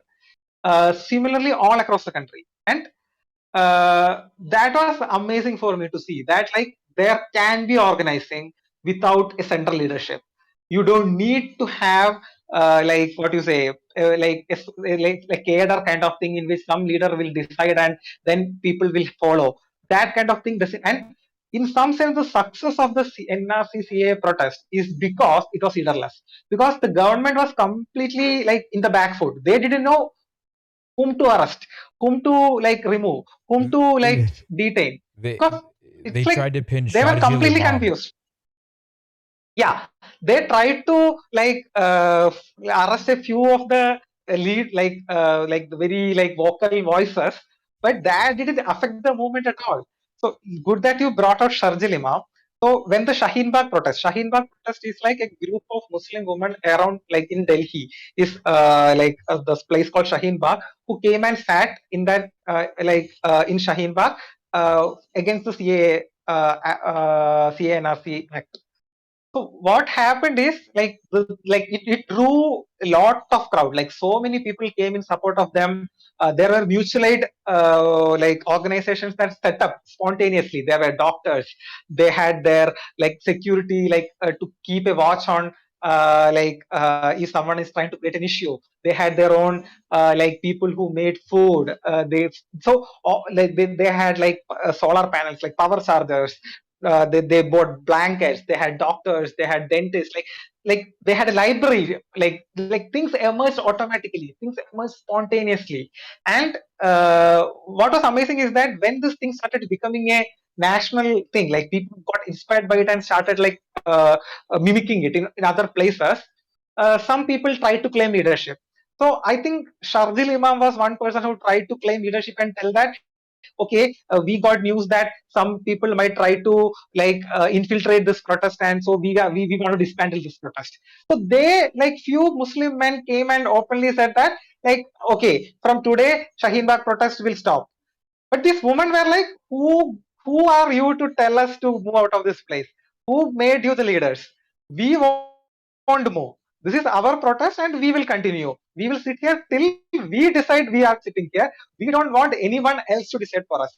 I think that was the most glorious moment of that protest.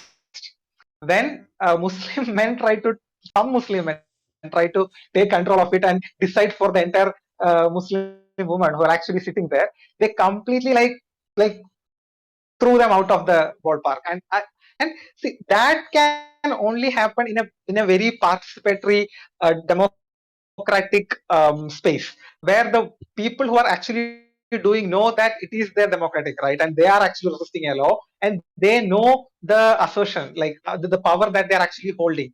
And I think that was beautiful. And then I started like looking at social movements from a anarchist lens to see like is having anarchist ideals in these movements actually helping them. And I think CA protest was the first movement of that kind, of that magnitude. So one of the key criticisms whenever anarchists around the world try to convince others that like we should organize decentrally and everything, they told that it is unsustainable. You can never have a mass movement without centralizing. And CA protest was the first one, I think, which happened, which had like mass mobilization in terms of millions of people, which actually happened in a decentralized way. And I think that the Western anarchist has to learn from it. Like this is a movement that is right in front of you, which has to be studied as a case study and learned from, because this worked. There's a huge thing that happened before you that worked. Similarly, another thing happened exactly after 1 year when the farm laws were passed. Like millions of farmers came and sat outside Delhi and they organized in a decentralized way, like more than 500 farm unions. They didn't allow it to be captured by a single political party. They did made sure that all the decisions happened. So I am not telling any of these protests are perfect. That is not my point. My point is that all these protests had anarchist elements of mutual aid, decentralization, participatory democracy, self-organizing. You know, when the farmers actually came and sat, the government cut off water supply, they cut off electricity. In a time in Delhi when the farmers were coming, it was like the coldest winter in like decades. And when the summer came, it was the hottest summer in decades. Like more than 70 farmers died because of the winter and the harsh weather conditions. But they persisted. They formed huge langars, which is like they cooked their own food so that they can serve the food to everyone. Like they started mutual aid initiatives in which they got air coolers, they got what you say doctors, and they had library, they even had a school for the children who were in the neighborhood who didn't have a school because of the pandemic. So this shows that when people self-organize, they can actually form these institutions without the help or the support of a state. Like, people have the ability, when they organize in a massive scale, to create these institutions themselves. And one other thing that happened in the farmers protest is that the Supreme Court tried to intervene, which is the most funniest part of it. The court didn't intervene when the law was passed. When the farmers initially protested, the court didn't intervene. But after 6 months, when the farmers were showing their resilience, the court was like, okay, let the farmers go. The court will take over the case, and we will form a three-member committee, and we will look at the merits and demerits of the law, the constitutionality of the law, and we will stay the law till then. A verdict is reached. The farmers like, go to hell. We never came to the Supreme Court for justice. We don't have any faith in this. This law, we don't have any faith in any of you. We don't have any faith in any of these structures, and we never came to Supreme Court for help. We want this law back by the government because the government implemented it, and we won't live till it is taken away. Whether Supreme Court wants to interfere or not, we don't care. Unless the law is revoked, we won't go. So this assertion, this level of assertion to tell to the Supreme Court that we don't care what you order, that is like, this has to be like studied. Like, there is no little social movement that actually went and gave that kind of an argument. And another thing that I saw in the farmers movement, which I actually appreciate, was that they had spokesperson. They didn't have representatives. When the government, there were like almost like 7 or 8 rounds of negotiations that happened with the government, and in each of these negotiations, the farmers collectively decided on what the points to raise. They sent their spokesperson. The spokespersons gave the points to the government, and when the government responded, the spokesperson came back with the response of the government, and they collectively decided on how to respond to that. It wasn't like few leaders went and they decided what the movement should do there with the government. No. So this idea of deliberation, and which happens democratically, I really appreciated it, because these things are absent in many of the social movements. And this fact that this had some element of decentralization, this had some element of participatory democracy, this had some element of mutual aid, I think this is the main reason that it succeeded in rolling back that law, because that was the only point where the government had were pushed back to roll back a law which they passed with like full majority. Precisely. And even this, yeah, So I just want to cut in for a second. and So basically, what you're saying is because there is no single point of failure, right? exactly, There is no single point of failure during these organized protests, right? The government yeah. couldn't really just infiltrate and basically take it down. It wasn't possible. And Exactly, so and also it is not because people didn't try to capture it. There are they many people who tried. usually become yeah. There are many people, especially in the farmers' protest. You can see many people who are like from the left parties, from people like Yogendra Yadav, and there are many people who try to become spokesperson, representative, and things like that. But the farmers were like, no, unless we decide on what to do, we won't listen to any of you. And Exactly. previous farm yeah, the previous farmers movement had this thing of like they will march till Delhi and some leaders will talk and it will just diffuse. This thing lasted because it had this element of mutual aid, and the mutual aid that happened in farmers protest, I have written about it. It has to be studied. It is a case study because hundreds of thousands of people like organized and had this amazing network of mutual aid which was able to sustain them for more than a year. Like, it is unheard of, like in a social movement, in a protest, because Exactly. that is where the biggest skepticism to anarchist organizing comes, right? How can you organize these many people in this large scale for a large time? See the study from this protest. This is like the biggest case study that is right in front of you. My point, again, my criticism to the Western anarchist is also that if you are failing to study from these two mass movements, then like what kind of organizing are you trying to study from? Exactly. This has to be studied. Exactly. And there's another point within what you were saying, and like there's a there's a common talking point that and among people that especially some leftists that say no, if you're an anarchist, that's a white person's movement. You come from a position of privilege that if you believe if you believe that like, oh, you want to believe in this anarchism, it's a utopian idea, blah blah blah. It's a you're white or whatever, right? But that's not like these are perfect examples of like, and I'm being a little glib here when I say that sort of thing, right? But this is a perfect example of this is anarchism in the third world that we're talking about here.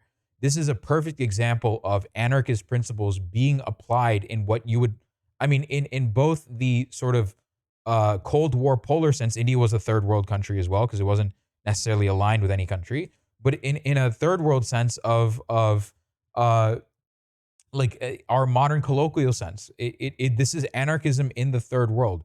These are anarchist principles being applied in the third world. Are the farmers like when it comes to like social issues, are they necessarily intersectional feminists? No, of course not. I mean, if I'm not mistaken, a lot of the farmers were zamindars. They were jats, right? There was a lot of caste solidarity. They still Yeah. upheld caste hierarchy. They still upheld patriarchy, right?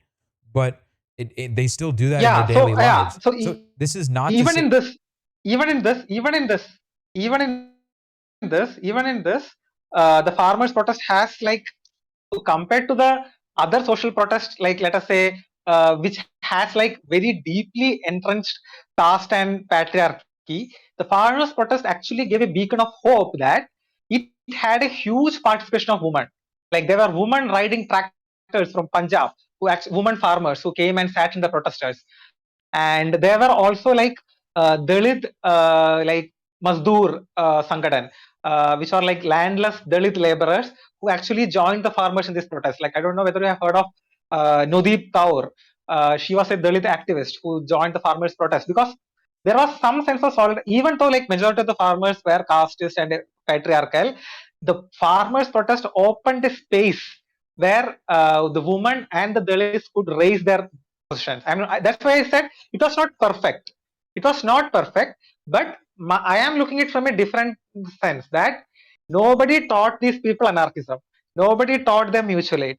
Nobody taught they them don't like know what anarchism decentralization. is. Exactly. They don't If know I what go it and tell is, them but that, they still did it. yeah, if I tell them that like these are anarchism, they will like throw shoes at me, telling no, we are not anarchists. This is not anarchism. But Yeah, the because thing is, again, anarchism still has that. I mean, a lot of terms that the translation is arasagam in Tamil, right? And that's like exactly, that's like it it's means it's a like synonym for people, chaos, right? Like people who want to yeah, burn shit down. violence It and has stuff. that same So stain of connotation, right? connotation, Yeah, it has that the same bad connotation is like connotation in very India. bad. Yeah, exactly. But like they still engaged in decentralized, stateless societal Exactly. principles. So Yeah, they that's my still point. engaged in that So stuff. I don't try to use the word anarchism at all. I just use tell that like you followed actual democracy in Full principle. democracy, Like yeah. you, so exactly. Like your protest was the most democratic protest in decades. Like in some sense, like after independence, this might be the most massive protest that India has seen. And after independence might be the most democratic protest in some sense India has seen. It has a long way to go, but this is a good start. This is a good start in many ways. And like if the left parties or like if the anarchists abroad, if we fail to recognize it, then it's a huge loss of our part. So I am trying to, what I basically try to do is like, see, I don't use the word anarchism at all. I just tell them that like, see, these movements succeeded because these had these particular elements of mutual aid, self-organization, decentralization, participatory democracy. We have to embed these ideals in all social organizations, all activism. So then I don't care what they call that party. I don't care what they call themselves. I don't even care if they call themselves like what you say, like Marxist or Leninist or like whatever. But if they follow these ideals, that's all I care about. And that's all that matters. Anarchism doesn't care whether people call themselves anarchists or not. Yeah, Anarchism exactly. The only cares label doesn't whether the matter. We ideals of just care anarchism about the are principles. there. Exactly. Like call it whatever the hell Exactly. you want. We just care that you're doing X, Y, and Z. That's it. right? Exactly. Exactly. And what anarchism is at its very core is a formalization of human tendencies that have already existed. And this is a perfect example of it. None of these people have read And none of these people have read Kropotkin. None of them have read Bread Book. None of them have read Malatesta. None of them have read anything on the anarchist library. exactly. Yeah, none So of I think it should go the other way. Now the anarchists who actually read all these people should actually look at them and see how they did it and exactly. I learn from 100% it. agree with you on this. I So want like another thing, like you know Periyar, right? Periyar had this amazing quote which the he self told that like if yes. yeah, if a larger country like attacks a smaller country, I will stand with the smaller country. If in the smaller country there is caste, I will stand with the person who is suffering. If the man who suffers from caste he goes and oppresses his wife, I will stand with the woman. So in that he clearly tells like each different hierarchy and how he tells in the end that in the end I am against oppression. I think that is like if that is not anarchism, I don't know what is. Yeah, he has I mean, yeah, he has anarchistic tendencies in a sense. Yes, you're right. You're absolutely right. And the Yeah. thing is that's So basically what I I've been am trying to say for a like long time on this program, right? Anarchism yeah, exists it's within like all of us. We all have the ability to exhibit exactly. this behavior, right? We all have the ability to do mutual aid. We all have the ability to do participatory democracy, and these are large scale protests with lakhs, hundreds of thousands of people, right? That have been sustained for a long time. The farmers' protests involve people from 4 separate states, right? Punjab, Haryana, Yeah. Delhi, Uttar Pradesh, right? I think even Madhya Pradesh was involved in this somehow. Like this Yeah. involved And hundreds many of thousands of delegates people went from from different all the other states, states. all over the states. Exactly. Yeah. Not just up north, but you had people in the south as well that were protesting on behalf of the Yeah. farmers as well, right? And that's the Exactly. and that's the point, right? That's the point that I've been trying to talk about on this program. That's why I'm such a huge advocate for this ideology because it works. It works in real Yeah. time, right? It works, right? So And I it was does actually very happy in some sense to be part of both these movements, like in the small, minute way that I could. I was able to take part in these movements so that I could learn so much from this. And I was like, that's one of the reasons why I wrote about it, because I wanted other people to see what I saw and learn from this, because these things cannot be missed. It has to be studied. It has to be recreated elsewhere, because these are models that will work anywhere. exactly.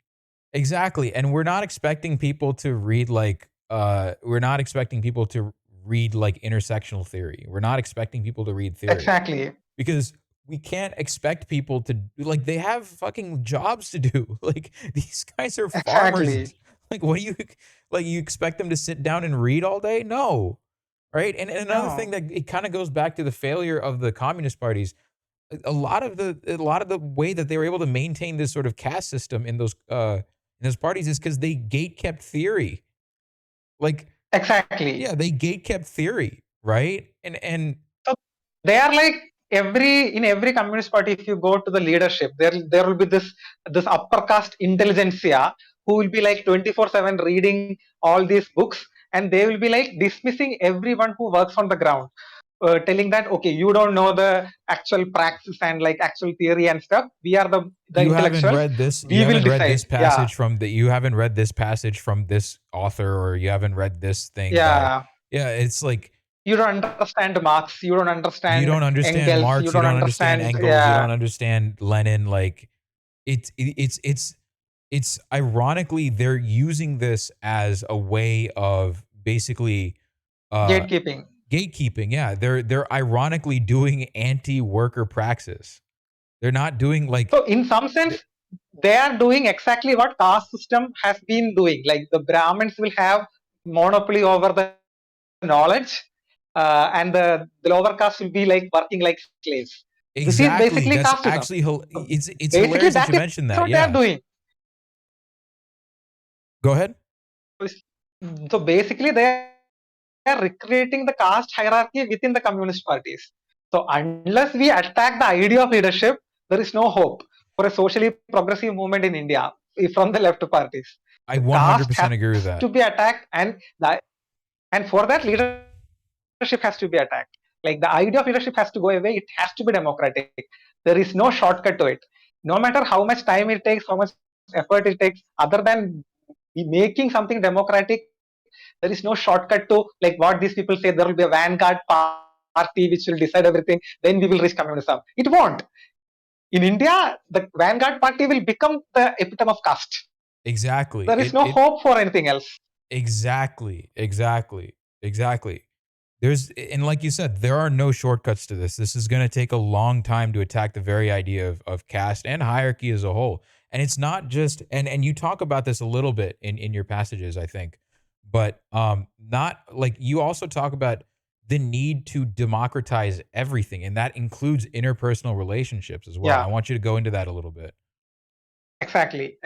Okay. So once I started, like I Actually, said, before like you I go was ahead, I trying to actually understand. do. So I want to. My one of my mods asked a question earlier, and I'd like you to answer that for a second. Because she asked it a while back, and I neglected to ask you this. So what's a good place to start when not only learning about Indian anarchism but leftist politics in an approachable way? Because the thing is, like for a Uh, lot of normies, a lot of people that don't really engage with politics, a lot of the terminology, a lot of the jargon that we're throwing out. I mean, aside from like the political jargon with regards to Indian specific context, right? But stuff like anarchism, praxis, theory, that sort of thing, right? It's very unapproachable to a lot of people that may be watching this program, right? And that's sort of the reason I usually don't use those words on. I mean, I tend to be more open about it these days, but originally when I usually talk about Indian politics, I usually try and keep that aside for a second, right? And I usually talk about what's actually going on in the story, right? And mm, I'd like a like if you have any suggestions in your personal opinion, like how to enter this sort of advocacy or how to basically understand politics from this sort of lens. If you could tell chat that, that'd be mm. fantastic. So from my personal experience, the leftist kind of like Marxist kind of books are like completely useless to understand in a ground level, like how like a person can understand, like a normal person without having this theoretical like terminologies who all are familiar with it to understand it. Anti-caste literature helped a lot, like the speeches and writings of Ambedkar, like Periyar. These are like not complex things to understand. It's like very straightforward. And then there are like so in India, the places that I would suggest to like read articles from is like Roundtable India, which is like an online anti-caste space where like all these things like where anyone can write an article in a very easy way without going through like very difficult terminologies, which is like which everyone can understand. So the idea of making something that is very simple to make it seem complex is a very Brahminical thing to do. So that the knowledge will be restricted among very few people.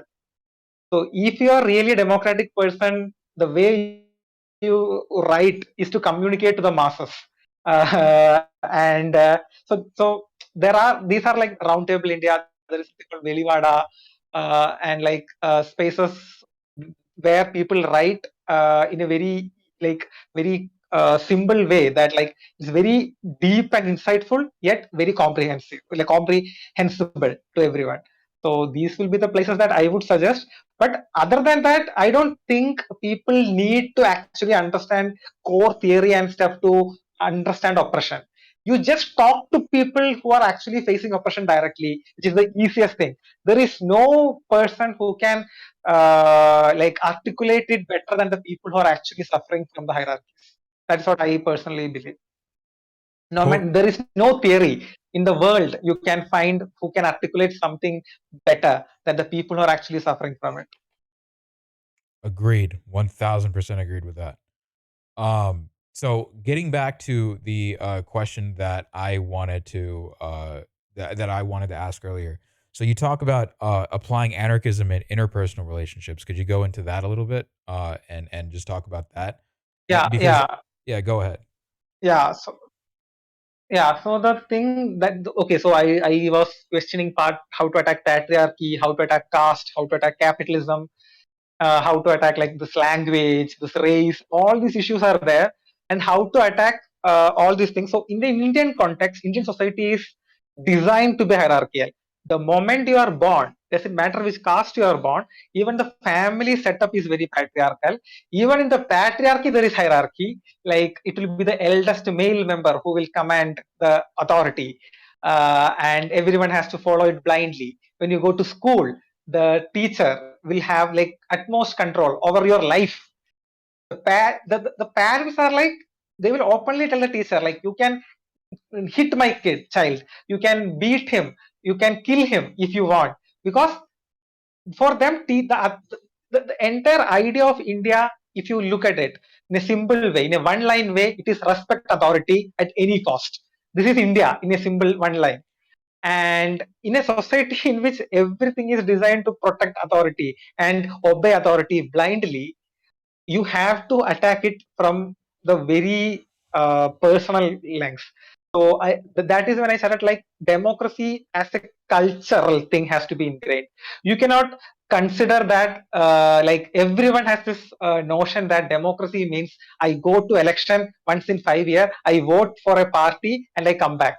This is election. This is the idea of election, and everyone celebrates this as like this festival of democracy, elections, all these things. There'll But be there'll no, be there'll be that sorry there'll be entire TV headlines saying world's biggest democracy during election season.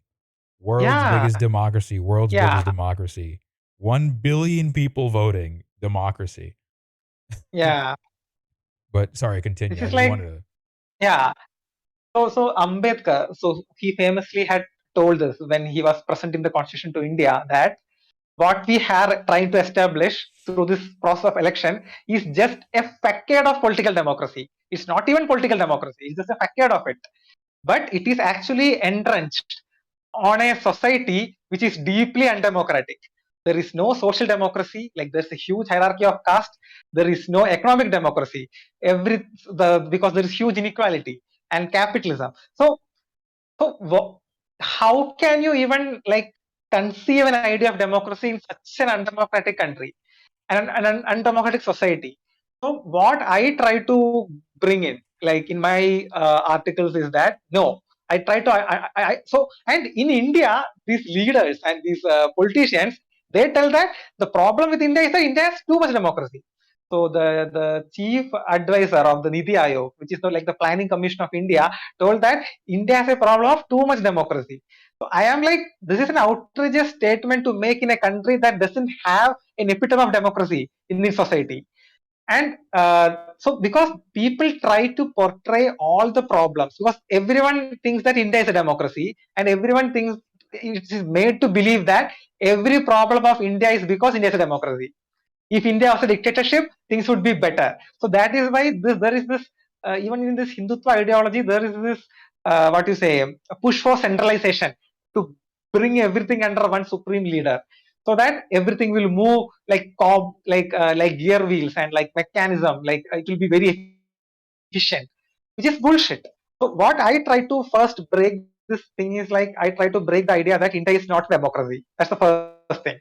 Democracy means that if you are a person in a democracy, the things that will affect you, the policies that will affect you, you will have a say in it. The first question is check whether you have a say in the policies that are affecting you. That's the first fundamental test of democracy. There you lose, there that image will shatter. Then you start questioning. Let us take your family decisions. So let us say four friends are going out for eating a dinner. Like they decide in between among themselves that what to eat. That is democracy in some sense, in action, in interpersonal level. Now ask, in a husband-wife relationship in a patriarchal society, does the wife has the same say as the husband? Is that democratic? If you look at a family setup, does the kids get a say in some of the things that the parent impose on them? Is the bride getting a say in who their bridegroom should be? When a kid is going to school, does the student has a say in the course that is being imposed on them? The punishment that they are getting, the entire curriculum, is the student getting a say in it? Whether the society as citizens, whether are the citizens getting a say in the way educational policies are being framed? As the citizens getting a say in which healthcare is being formulated? Are the citizens getting a say in which how the tax collection is happening and how the allocation of resources to each of the infrastructure is being happening? Are citizens being consulted? Is there democracy in that? So I am trying to instill an idea that no, the way our government is functioning or the way the institutions are functioning, judiciary is functioning, these are not democratic. And I am trying to give like put seeds of the idea that how if it was a democracy, it is supposed to function. Like I try to bring examples of like democratic schools which are like there in several case studies. I try to bring cases of democratic like what you say fund allocation that happens in certain municipalities in Brazil or in Latin America. So I try to find certain examples of so India has parliamentary democracy. So I first try to tell that there are other forms of democracy in other countries. There is representative democracy like what is happening in France or like Germany or Israel or New Zealand. There is something like what you say consensus democracy. There is referendum kind of things, which are all different kinds of democracy. So what we see as democracy is not the only thing of democracy, and even these things have problems. Then I try to bring I bring case studies, like I said, like I bring school and I tell how power imbalance are a problem. And in some sense, like the idea of democracy in healthcare, in between the doctor and a patient, between a teacher and a student, between an employer and an employee, these things have already been said by other people. So I try to bring what they said and tailor it to the Indian context. What I do a little bit more is I try to push the idea of democracy of information, democracy of let us say in some sense the whether the news that we are getting is it democratic, because most of the news media that you are getting is indoctrination and propaganda which are funded by some capitalist and political interest. So what would it look like if the news were actually democratic? What would it look like if like there was no paywall for accessing research articles, for accessing knowledge that is there in the internet? Like why did so I try to tell that the way the one of the reasons why open source why did open source work? Why did Wikipedia work? Why is Wikipedia like this big place of knowledge? And it is like one of the biggest mutually decentralized thing that ever happened. Open source is something like that, like the Android project, Linux. These things are so successful and so foolproof because they were decentralized and they had elements of mutual aid. People contributed to it even though they didn't have an immediate monetary benefit from it.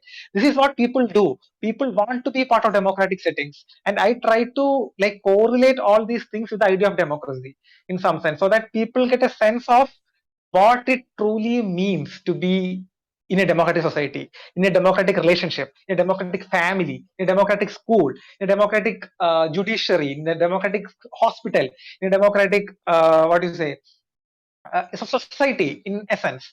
And I hope that when people face injustice, they first understand that this is happening because there is a lack of democracy. And I don't try to attack state in a direct way. I try to tell that the way state is functioning is very centralized. What we need is try to make the state inverted, that the power should actually be more in the ground, like in the local councils, in the town councils, in the village council, rather than in the center, where like if not a few people should be deciding what should be happening to everywhere. It should be like the people as we move to the lower levels of government, they should have more power and more say in which how things are actually happening in the ground level. So this like decentralization of power from top down to bottom up has to happen. Then slowly I bring the idea of like instead of elected representative, why we should have spokesperson kind of thing who are recallable, because as you know, like you cannot just push an entire full-fledged idea of anarchism to people who are living in a society that is like fully like caste and like hierarchy. You Like can't. people can't Yeah, even conceive of a society that is like without hierarchy. So I exactly. try to like You have to try to Trojan horse make it. that Yeah. connection easy. Yeah, exactly. I try to bring that connection a little more easier by trying to relate it to things that they can understand. Like family is something that they can understand. School is something that they can understand. So slowly I try to bring in these things in my articles so that like if some people understand it, and then because see, farmers protest and the CA protest, it happened in with anarchist ideal, even though nobody told it. So now I am like learn from them, like this is democracy. So I am just like connecting the dots in some sense. That's all I am doing. I am not doing anything new or anything on my own. I am just connecting the dots so that maybe it is easier for some people to connect it. That was a phenomenal response. That was, um, yeah, that was like probably the most interesting thing. That was probably the most interesting part of the way you're doing this activism. I think because I think the way you're approaching all of this, right, is you don't. I think what you're doing is a very practical approach. uh Yeah, what you're doing is you're taking a very practical approach to all this, right? You're basically saying, listen, we can't shove everything down everyone's throat, and basically trying things from a top down approach didn't work either. And so the best way to do it is to basically say, listen, let's slowly introduce things one at a time, right? And it's yeah, you did yeah, like my one of my chatters says, like you basically covered all the you basically are doing what you're like exactly what we would want people to do, right? Like you're doing exactly this is exactly how you would sell people on an idea like this, right? You can't be you can't be like, "Oh, exactly, you got to read this theory, you got to read this book." Obviously, that's not going to work because that again perpetuates the same caste hierarchy or as earlier, right? That again perpetuates that same thing as earlier, right? exactly. And then but what's really interesting is you're basically taking a very you're basically taking an approach and saying, hey, here's this setting that we could democratize even further. Here's this setting that we could democratize even further. And I love the fact that you brought up Linux and you brought up Wikipedia and open source projects. I don't know if you're aware of this, but I'm using a piece of software called OBS, which is open broadcasting software. I Yeah, think that's screen not, recording. yeah, screen recording software. Well, I'm also recording Yeah, my camera, right? Like the thing that I'm using to yeah, stream on Twitch is open source, right? That's an open yeah, source piece of software, right? And everyone is using almost everyone I know is using OBS because of the fact that yeah, because and the thing is like it's so I come from a software engineer background just like you do. I come from a general computer science background just like you do. And every team collaboration that at least in the modern world like when with regards to working with code uses Git. Uses Git or it uses yeah, Mercurial, right? And those are yeah, decentralized software versioning programs, right? yeah. Those are decentralized, right? And it's the most successful form of it, right? Now, obviously, Exactly. exactly, and obviously, Yeah, there's that's stuff. a There's problem. Like everyone, I don't understand when people say decentralization doesn't work. Every damn thing that is successful is decentralized. And I'm like, exactly, just look at it. yeah, like a lot of. I mean, obviously, you can throw in the idea that oh, GitHub gets paid millions of dollars to promote this, or GitLab gets paid millions of dollars to promote this, but Git at the end of the day Git is still open source. It's still open source at the end of the day. Exactly. Linux is still open source. It doesn't matter that, yeah, under the capitalist mode of production, people are using Linux for profit. The reason they're able to make Yeah, Linux for profit is that the reason that this is even possible in the first place, the reason that Android is even possible in the first place is because it's open source. The kernel is open source. exactly. That's how these companies are And even this, able to make money in the first place. I, I, I don't need to actually pay any company to use Git or improve Git or like create a new Android. I can use Android because it's open source. The Exactly. access no one can block. Yeah, the access is available. Like there's a lot of software that we use that's open source. A lot of emulators. I'm not promoting the use of emulators. But emulators are open source. There are plenty of like game emulators that are open source, and oftentimes those emulators run a hell of a lot better than the original console do, and they add quality of life Exactly. improvements. Right? You have like, and I'm not, again, this is Nintendo, do not take this down. This is not a promotion of any of these software projects, right? But do not take this down. But this is a but there are like there are like the thing that I'm trying to show is like there are projects like Project M, right? That show that people are willing to work on things for free because they love it, right? Like they don't have any monetary Exactly. incentive to work on that, right? They're doing it because they love to do it because they want to do it in the first place, Exactly. right? There's really no need for a monetary incentive for certain things, right? And that's the sort of thing that Exactly. that's an example of, I guess in this case, like this is more of an example of how anarchist communism specifically works, right? And the Exactly. unofficial Resident Evil 4 HD upgrade. Yeah, there's so many open source projects like that. There's so many software projects like that that are completely free, which I'm most certainly not promoting. But the whole point is, I mean, in all seriousness, the point is like people will work on these projects for free because they want to. Exactly. It's the natural human drive to work on certain things. People will say like, "Oh, this doesn't work. This doesn't work." Well, Exactly. there are counterexamples to where it does work, right? And there are plenty of them, Exactly. right? And Exactly. so and honestly, I think what you're doing is like the best way of introducing I mean, I honestly think, I mean, obviously, I think any real leftist considers anarchism to be a leftist ideology. I don't think anyone considers like Yeah. and Anyone will caps to doubt be, no that. one Yeah. considers and caps to be anarchist, obviously, right? But Yeah. Of course.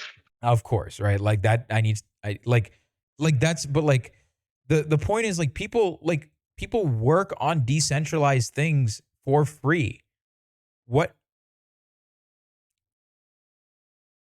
I disagree with the notion that theories don't work. Theories do work. This isn't to say that reading theory is something that everyone must do, but having a theoretical basis is what comes from having an ideology. Uh I think that theories have their I think when we say theories don't work, I think what we're saying is that theories have their place, right? I think theories specifically have their place in the movement, but I think what the problem is, a lot of people tend to gatekeep theory, right? And India's Exactly. like a perfect example of where theory is gatekept, right? And a lot of these parties in India that are, you know, theoretically supposed to be leftists are gatekeeping this stuff behind I mean it's reinforcing the same caste hierarchy that's been going on in India for a And very long also, time. so also another thing is Yeah, that it's not easily a lot of approachable. That's theories, the point. uh, yeah, not just that, a lot of theories like in India, in Indian left, are like produced by the upper caste. So, and they think like only the theories that they produce are valuable or like are like useful.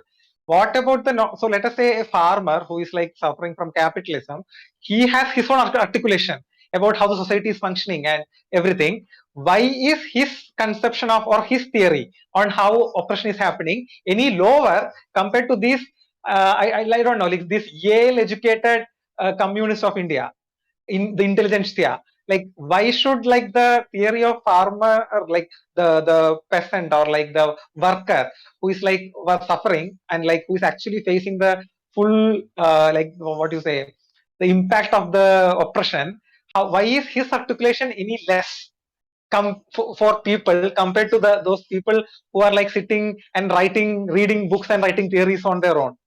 So this idea of like the knowledge that we value, like some knowledge we value, some knowledge we don't value, this has to go away. This hegemony and hierarchy within knowledge has to be questioned. That I agree with. I think like so when we say that like theory is irrelevant, right? When we say like, hey, don't read theory, right? Theories are only rigid and stagnant if you let them stay that way. I think that's just going to be a fundamental disagreement between you and me, Master Blastoise. I think that's why it's called a theory. Yeah, I think fundamentally from a practical standpoint, I think we're just going to disagree on this. But uh I think that like I think these sorts of I mean like the way I like the approach that you're taking with regards to I like the approach that you're taking with regards to basically introducing people to leftist economics with with decentralizing hierarchy. I like the approach that you're taking because that is a significantly more approachable way of looking at things, and it doesn't lead to this problem of basically gatekeep. It doesn't lead to this problem of a certain group of people basically gatekeeping people out of a theory, right? It does, or out of actually being leftist. I'm not a theory lord, but basic stuff really helps explain how the world works the way it does. Yeah, we're not saying that theory is inherently bad. What we're saying is like gatekeeping it and using it as like we were talking about this earlier. What happens is a lot of these we were talking about this earlier, but a lot of the communist parties in India um, basically are run by the upper caste of India, right? And like you can watch the VOD again if you want, but like basically what ends up happening is a lot of the catters who are from lower caste backgrounds or they come from marginalized caste backgrounds, they're really gate kept out of like leadership positions, right? The my guest here, Pranav, he's from a state called Kerala, which has been run by the Communist Party for a long time. The first That's when I joined. Yeah. That's when we so that's basically our biggest criticism of the communist parties in India. Is that it doesn't really like these sorts of parties don't seriously engage with Ambedkar's work. They don't really seriously engage with caste, right? In that same sense. Also, they don't engage with patriarchy. Like if you look at it, like this time, like right now, the actually the most appropriate position for the CM position was Yeah, I Shailaja, agree with that, Globus. and Like I they made the rule such that only Pinarayi Vijayan will become the CM. Like they made sure that she will not. So whenever like a woman or a lower caste person is getting popularity and power within the party and popularity of the people, support of the people, they will make sure that these people are sidelined. So this problem is, and in the central leadership of CPM, like I think there are only one woman or something who, like in the entire thing, it's like old men, especially Bengali Brahmin men, who's like majority in the Politburo. So, like unless they address this, there is no hope. right. Right. I That's the sort of sentiment that I tend to agree with, right? I'm not saying that reading theory is the only approach to leftism, but I don't agree that they don't work. Maybe they don't work in other places. Doing leftism is putting theory into practice. I mean, I wouldn't have I mean, I don't think I would define it No, as the rigid. question is like whose theory? Like whose theory? Like whose theory are you following? Like that's the biggest question. Like, Yeah, like that's I mean, are you so when you tell theory? Do you mean only Marx? Like only Marx or like only Engels or like who are the like? Have you we assigned certain people just to produce theory that we will blindly follow, or are we coming to the point that any person who has a basic understanding of oppression will be able to articulate and produce knowledge? Because the knowledge production has to be democratized. Why is like when you're talking about democracy, why are we like forgetting democracy, knowledge production? Let the knowledge be democratized too, the production of knowledge. Let everyone create their theories. Then let them like follow through. What is wrong with that? Why should knowledge production be the thing like what you say with just be with some people like me, I don't know, maybe some Germans or some English people who lived like 100 years back or some Russians who lived like 100 years back. Why can't a farmer or a student who is currently studying or like currently working in a farm, why are they incapable of producing theories? It's a yeah, simple argument. I think okay, so this we can totally agree with. Theory can be developed communally. I think that's that's a fair assessment. I agree with that. So, Um so the problem with the left parties right now is like for them like and I want Marx to is be is equivalent to by a the way, god. before we I It's don't like like I don't think anyone has written the definitive work on how to organize in 2022. I mean, I don't think anyone has. So, like, before we get derailed too much, right? I think we're going off on a tangent here. yeah, yeah. Before we derail this conversation a little too much, before we open it up a little bit too, and I don't want to keep you here too long, but uh, like generally, I think the approach that you have to basically introducing people to leftist politics and to basically, the abolition of hierarchies and because of the particular way that India works in terms of its caste system, right? I think what you're doing is a very interesting. I think what you're doing is a very interesting. It's a very interesting way, and I think what I think the case studies that you talk about in particular, with the Shaheen Bagh protests and the particular and the what was the other one? The farmers' protests. I think those are perfect examples of decentralized organizing. It's not, again, it's not perfect, right? But Yeah, it's like not workers perfect, know, but like it's like the point that we're saying is like workers know when they're being fucked with, right? People know when they're being fucked with. exactly. They know exactly when they're being fucked with, and they know how to fight back. And while theory provides and what you're doing here is you're actually slowly Trojan horsing theory to people, basically, right? Exactly. So again, this is not like, again, I want to be perfectly clear. When we're saying theory is useless, right? We're saying like what we really mean is like, hey, saying like just telling people to go read this or go read that or go read this and go read that, and go through the analysis paralysis, right? And basically use that as an excuse to not actually do praxis or action. That's the So the problem. thing is like, That's no, the no. main problem, I, right?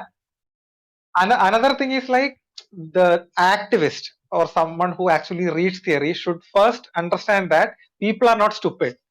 Like they know stuff. They might not be able to articulate or even have the vocabulary for it, but people are not stupid. People have a sense of like injustice and things like that. It might take some time, but they will get it. So instead of like infantilizing them and like trying to like push stuff to them, just connect the little dots that people have a difficulty with, and that's enough. Like I am again reiterating it. Like the farmers or the anti-CA protesters, these Muslim women and like these minorities, the Dalits, they never were taught any of these things. They did it anyway. This has to be understood by everyone Yes. who like clunks to theory so hard. You don't need theory to do this stuff. They showed that in a massive scale than I think anywhere else in the world. This might be the most massive organizing across the world in the recent times. Or like Yeah, I don't know much about history. hundreds of People, thousands of people yeah, across multiple different states organized. And there is no central yeah, leader in and all of for this. 1 year, exactly. For a year, yeah. And in the case of the farmers protests, they won. They won. So The farmer even in laws the have been anti-CA repealed. thing, even in the anti-CA protest, after the protest happened, the government is actually supposed to like formulate the actual law and implement it within 6 months. It has been almost 3 years now. Like after it has been like almost 3 years now, and the government is still not implementing it because the government knows that like what will happen if they try to. So in some sense, the CA NRC protest is also a success, even though the law was not officially backtracked. It was not implemented. The farmers' law is like a clear success because they had to roll back officially. So in some sense, I personally consider both of the protests a huge success. People here are taught anti-solidarity hype individualism shit their entire lives. I get that entire frustration here. I 100% agree with that. And I think the point that we're trying to say is like, listen, people know exactly when they're being fucked with and they will organize. They will do exactly what is needed. And if you like the way you get, I think the way we introduce sort of these concepts to people, because like, again, they might not be able to articulate it in a particularly uh in a manner that is more theoretical or academic. That might be true, but that doesn't make their that doesn't make their sort of formulations any less valid. And I think that's the sort of frustration that we have. That's sort of the frustration that Pranav has been having for quite a while, that our guest here has been having for a while, especially in India, right? So that's basically I'm very much trying to diffuse the leftist infighting right now. But I'm very much trying to diffuse it So the because thing is like no, So the thing is like just one thing in the farmers' protest and the anti-CA protest. So because of the history in which the people have seen that whenever a social movement happens, these people will come and claim the leadership position, and the entire thing crumbles. They were very conscious not to let the movement be captured by few people. They were very conscious of that. So this consciousness, it came to people. So like people maybe don't know that this is decentralization, this is how power should be diffused and stuff like that, but they understood from their experiences that previously leadership didn't work, so this time we won't have leaders. So this thing, it is coming. So doesn't matter whether we teach them that. So I am trying to say that okay, so other people who have seen these protests know that these people did decentralization. So you also try decentralization. It might work. So this is what I do in between. That's all. Right. We basically, I mean, we also talked about some misconceptions about anarchism that you've, I mean, we've talked about the scalability of anarchist principles. Like we've seen like the farmers protests and the Shaheen Bagh protests.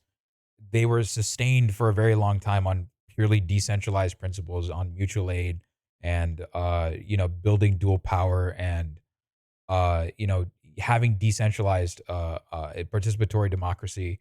Um, on top of that, we've also talked a little bit about some of the annoying misconceptions that people have about anarchism, especially anarchism in the third world, right? And I think like this is a perfect example of, listen, this like these are principles, these are few basic principles that work in these sorts of protests, right? And these are case studies that really need to be like anarchists here in the United States or leftists here in the United States need to look at these protests as case studies as to why these principles may work, right? I think the whole idea that this isn't scalable is has basically been it. I think that I think that I think that a lot of the I think this is really poignant. I think we need to make sure that these sorts of um uh I think the point here is like we these are massive use case these are massive like these are massive case studies where these sorts of principles work in real time. Sure, again, they're not remotely perfect by any stretch of the measure. Again, a lot of the people that participated in those protests, like I'm sure there's like in the Shaheen Bagh protest, there's something that like there's some sort of blind spot that those protesters have with regards to social justice. Sure. I'm sure of that, right? With the farmers protest, they're I'm pretty sure in their home lives they're also upholding patriarchy. Sure, right? Yeah. But the point is this sort of stuff needs to be slowly transformative. There's no sort of shortcut to this. And to bring Exactly. and like and to use a sort of like ridiculous example of this, the way I would sort of think about it is like this problem is kind of like losing weight, or it's like losing or it's gaining weight or like it's reshaping your body. There are no real shortcuts. You got Yeah. to put in the work and you got to put in the hard work in order to do it. And it's long, it's persistent, and at times you'll want to quit. That's how this stuff works. These Exactly. sorts of large transformative movements take a long time. Rome was not built in a day, right? It wasn't built in a day like that. Or it's just a figure of it's a figure of speech I'm using here, obviously. I don't really mean literally Rome, but like this sort of thing wasn't like these sorts of movements and these sorts of ideas are not propagated throughout another example that we could use is domestic violence, right? Several generations ago we used to think that like people thought that domestic violence was a proper way of discipline, right? Beating your kids Yeah. was thought of a proper way of discipline, at least here in the United States, right? Bernie was Yeah. the It's still shortcut in and it didn't India. work. Yeah, there are no shortcuts to this stuff, right? Revolution must Yeah. come from people, not because one guy read a book and decided to bring one. Exactly. There needs to be this stuff is slow, this stuff is hard, and this stuff takes a long time. And But it works. there's a guy that I like to quote. The sort of movement that we're doing, the sort of idea, the sort of society that I want to see is like planting a seed for a tree that I'll never live to see. right? exactly. Yeah, we'll never live to see this like the way things are right now. People hundreds of years ago couldn't possibly conceive, right? And the way and as long as we continue to work towards progress, until as long as we continue to work on this stuff, right? We will eventually like we won't be able we likely will not live to see the fruits of our progress. But our I mean as long I mean barring climate change, that's another story, right? Like that's another thing. That's if the Mm, planet exists or that's if we exist 100 years from now. But we won't but assuming that's all true, we won't live to see the changes mm, of hundreds of years from now. We won't that's not going to happen, right? And so what we got to do is we just got to put in our best right now, do advocacy, and slowly move and move in as practical a way as possible, right? You like and I like your approach to doing all of this. I think it's a very problem solving approach. It's a very it's in a weird sense it's a very like computer science like techie approach to this. This is a problem uh yeah.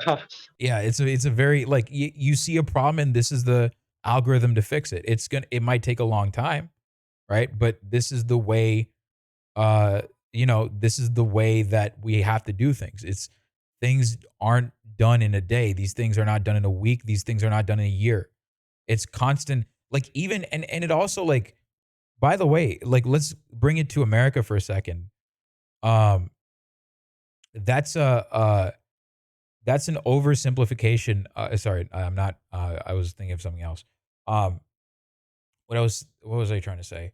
Like here in America, like the way abortion was repealed was conservatives were like conservatives were literally they were campaigning day in day out day night. They were doing this for decades on end to get rid of abortion, to get rid of Yeah. reproductive rights. They've been doing this, right? And now, obviously, the Democratic Party was incompetent in protecting those rights, obviously, and they didn't give a shit, right?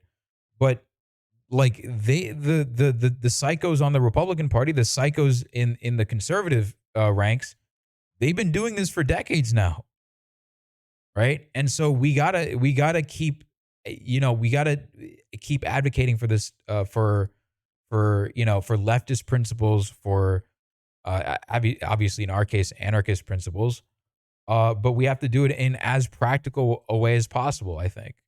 And I think the way you're doing it, which is basically taking a bunch of settings, first of all, never using the A word. I think that's probably the best way of going about it. And I think from this day Yeah. forward, I probably shouldn't be using that word either. Um, but I think the way you approach this sort of thing is very interesting. Um, I think I think the way you're approaching this is really interesting. Like here's a bunch of use cases. Here's a bunch of case studies that work, and let's learn from these case studies. You know what I mean? And I think that's like a very Yeah. important way of looking at these protests. And I think and by the way, I will link your links in the Discord. Hop in the Discord if you want to. Yeah. I will like not. I'm telling chat. Hop in the Discord if you want to learn more. Uh, uh, like I will be putting your stuff in the Discord. I will be putting your writings in Discord. I think what this is. I think this has been a. So I have one more slight question. Um, so I have a couple more questions, but these are like relatively light questions, I would say. Um, so it kind of goes back to the whole theory thing. We've talked a little bit about this in our private discussion, but I was wondering if like you've thought about translating some of the works into Malayalam in your case. I've certainly thought about trying to translate some of that stuff into Tamil, but I found I mean personally I don't speak the language all that well, but I found it a very daunting task because the language that's Yeah. used in a lot of that is very academic and collegiate level. And like Mm, when you're trying to Like there's a reason that businesses don't use that kind of academic level even in the workplace, right? These are professional settings where people Yeah, don't use that kind of language because it's very alienating, right? Um and I think it can be very alienating to look at it at first. And unless you want to read a lot, it's just not gonna uh it's not gonna be helpful to come across that. But I think we've already answered that question. And I think the best way forward is basically just nudge people in the right direction, I think. I think people will yeah, eventually figure out what's best for themselves. I think people as a collective are more than capable of understanding like what is good for them and what isn't.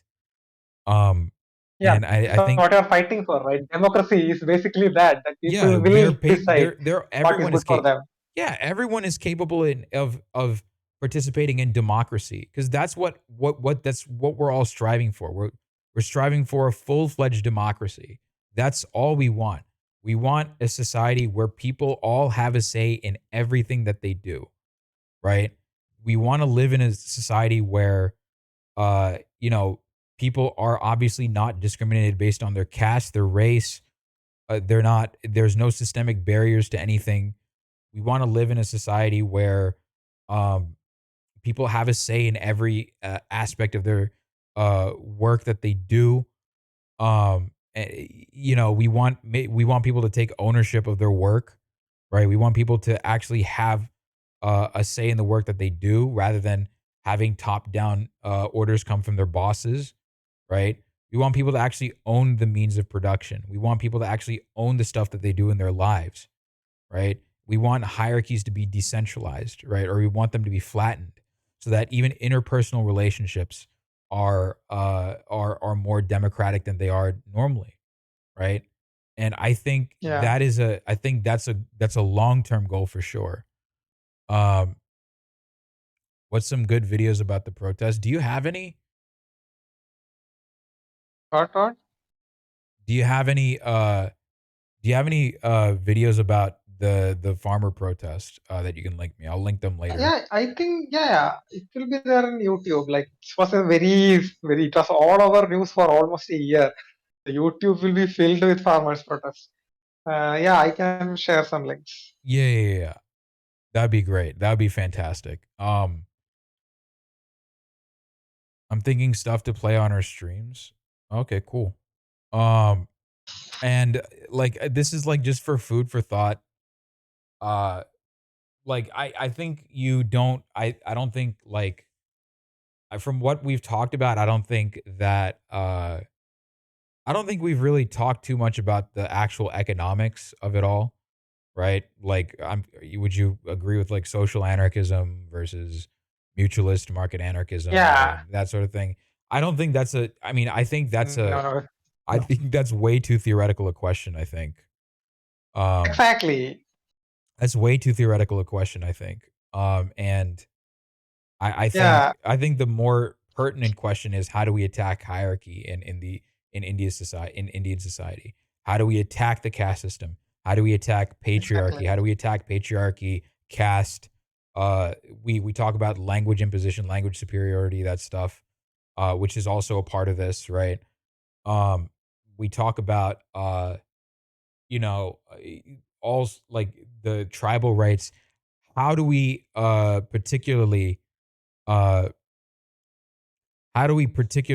uh attack these sorts of hierarchies one at a time, right? I think that's a Exactly. very uh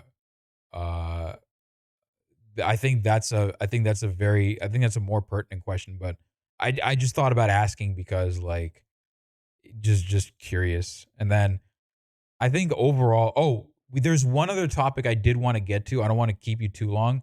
So so we've talked about caste in India. We didn't really get to this. So, how's caste crept into the United States?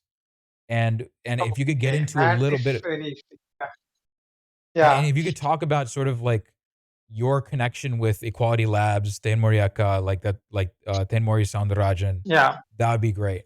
So we talked about basically we've talked about caste, and then we talked about the application of anarchist principles in India. And now we're going back to caste yet again. Okay. So what happened is that when like I said, in India, in like for millions of years, like not millions, like for thousands of years, all the power, the economic, political, social power always rested with the upper caste.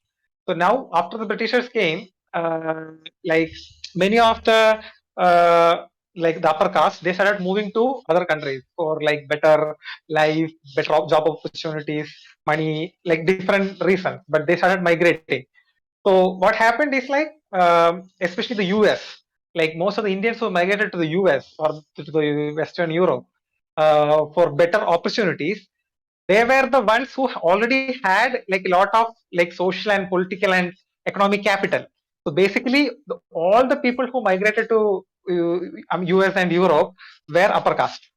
So in Indian society, the proportion is different. Like majority, more than 80% are backward caste, and only there is a small, like less than 20% is the upper caste.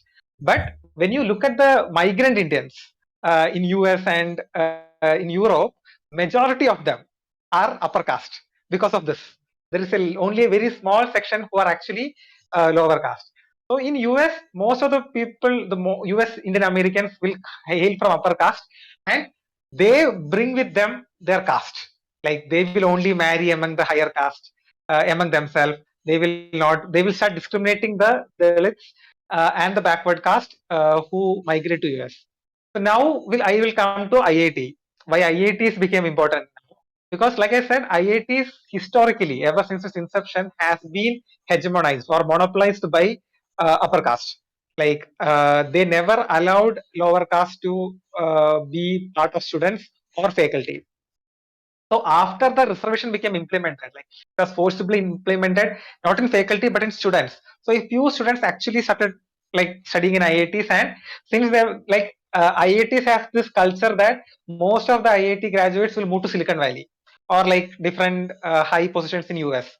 So that is why in US there is a lot of IIT alumni who comes from IIT, and it so happened that now I will come to the Cisco case.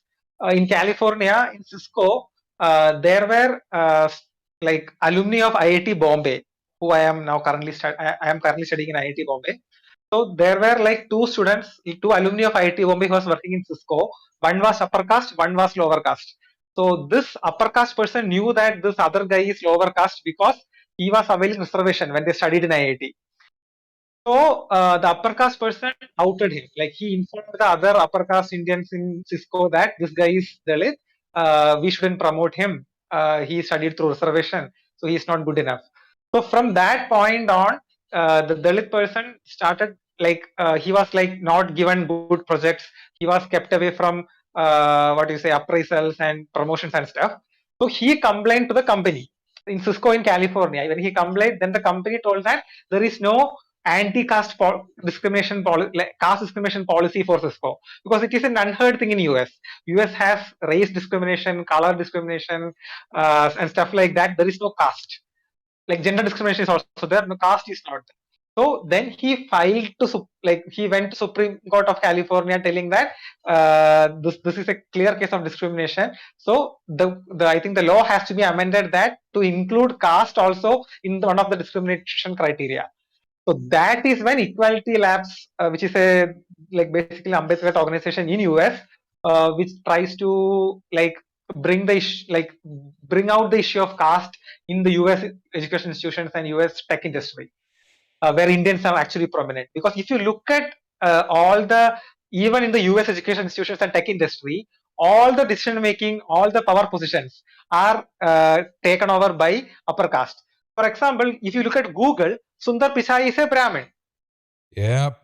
If you look, yeah, Sundar Pichai, the Yep. CEO of Google, is a Brahmin. Then Yep. you look at like Satya Nadella Yep. of Microsoft, Yep. the Yep. person who was like the CEO of Twitter, CEO Yep. of like any CEO of any company, they are all upper caste. You won't Yep. find a single Dalit person in the board of directors, or so they decide the politics, and that is why all the Silicon Valley companies are very resistant to implement or even talk about caste because these people who migrated from India have been claiming that they are an oppressed category in the US, telling that like we need affirmative action policies for Indians in US.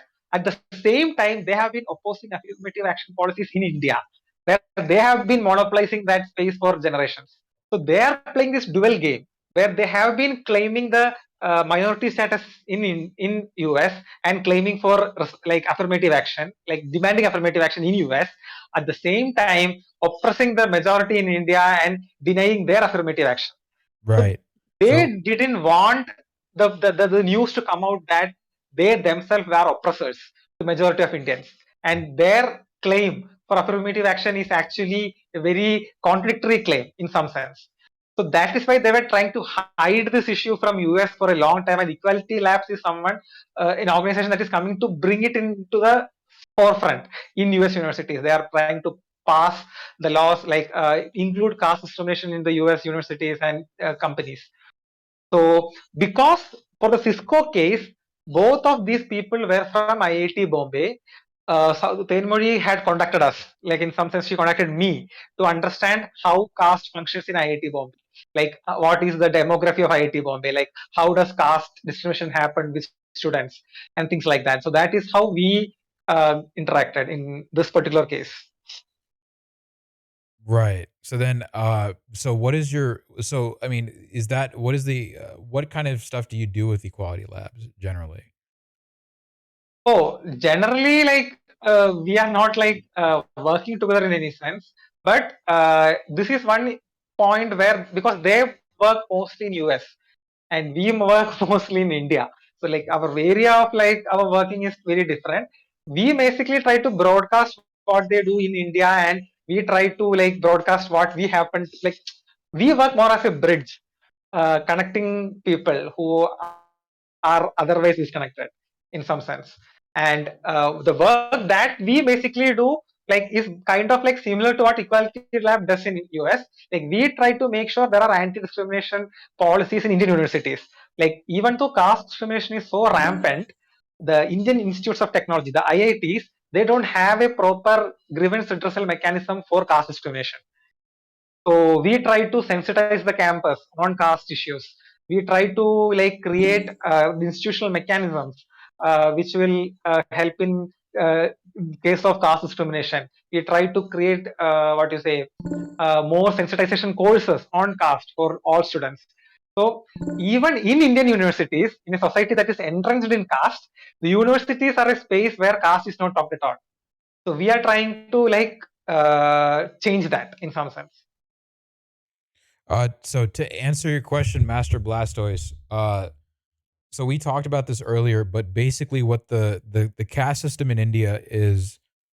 So basically, the caste system that has been taught to a lot of Westerners is what's called the Chaturvarna system, right? Which is you've seen the pyramid of Brahmins, Kshatriyas, Vaishyas, Shudras, right? But when Indians talk about caste, we're talking about something called Jadi, which is basically your lineage. Yeah. So that's what's actually being talked about here. There's so uh so the one thing that you'll notice, especially once you follow Indian politics, um right wingers in India tend to use anti-colonial talking points to do their own colonialism, right? Or to do their Exactly. own like imperialism, right? So a perfect example of this is Hindi imposition, right? Yeah. So a lot of so I'm from Tamil Nadu, which is in the southern part of India. Now the we and actually Kerala also wants Kerala also wants this as well.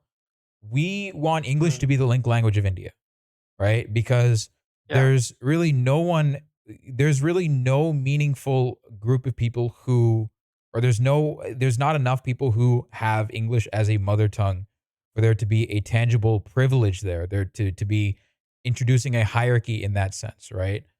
Whereas Yeah. with the central government pushing Hindi as the national language, there are people whose mother tongue is Hindi, right? There are people whose mother tongue is Hindi, and it's like 20% of the population, right? 20 to 30% of the population. Those people would be benefited if everyone was basically forced to learn Hindi for their particular benefit. Now, when you bring this up, what ends up happening is these guys tend to be like, oh, is that right? I didn't know you were pro-British. I didn't know you were pro-British. I didn't know you like British imperialism because you speak English and you want English to be the link language. So a lot of so I would be very, very careful with the way you, so just in general, like, and this is not to you, right? This is like a way, not Pranab, it's Pranav, V.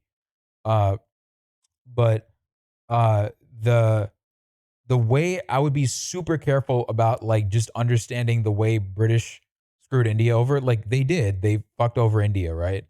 But I would be very careful about the way that they basically understanding the way they screwed over India, because it's a lot more insidious than what India is making it out to be. Than sorry, right wingers in India are making it out to be, because a lot of these right Exactly. wingers will, a lot of the Hindu nationalists will weaponize anti-colonial rhetoric in order to do their own form of cultural assimilation and their own imperialism, right? So So there is supporting in actually a very big counter to it. Like, forget like English. If there has to be a link language in the country, make Tamil the link language. It's not colonial.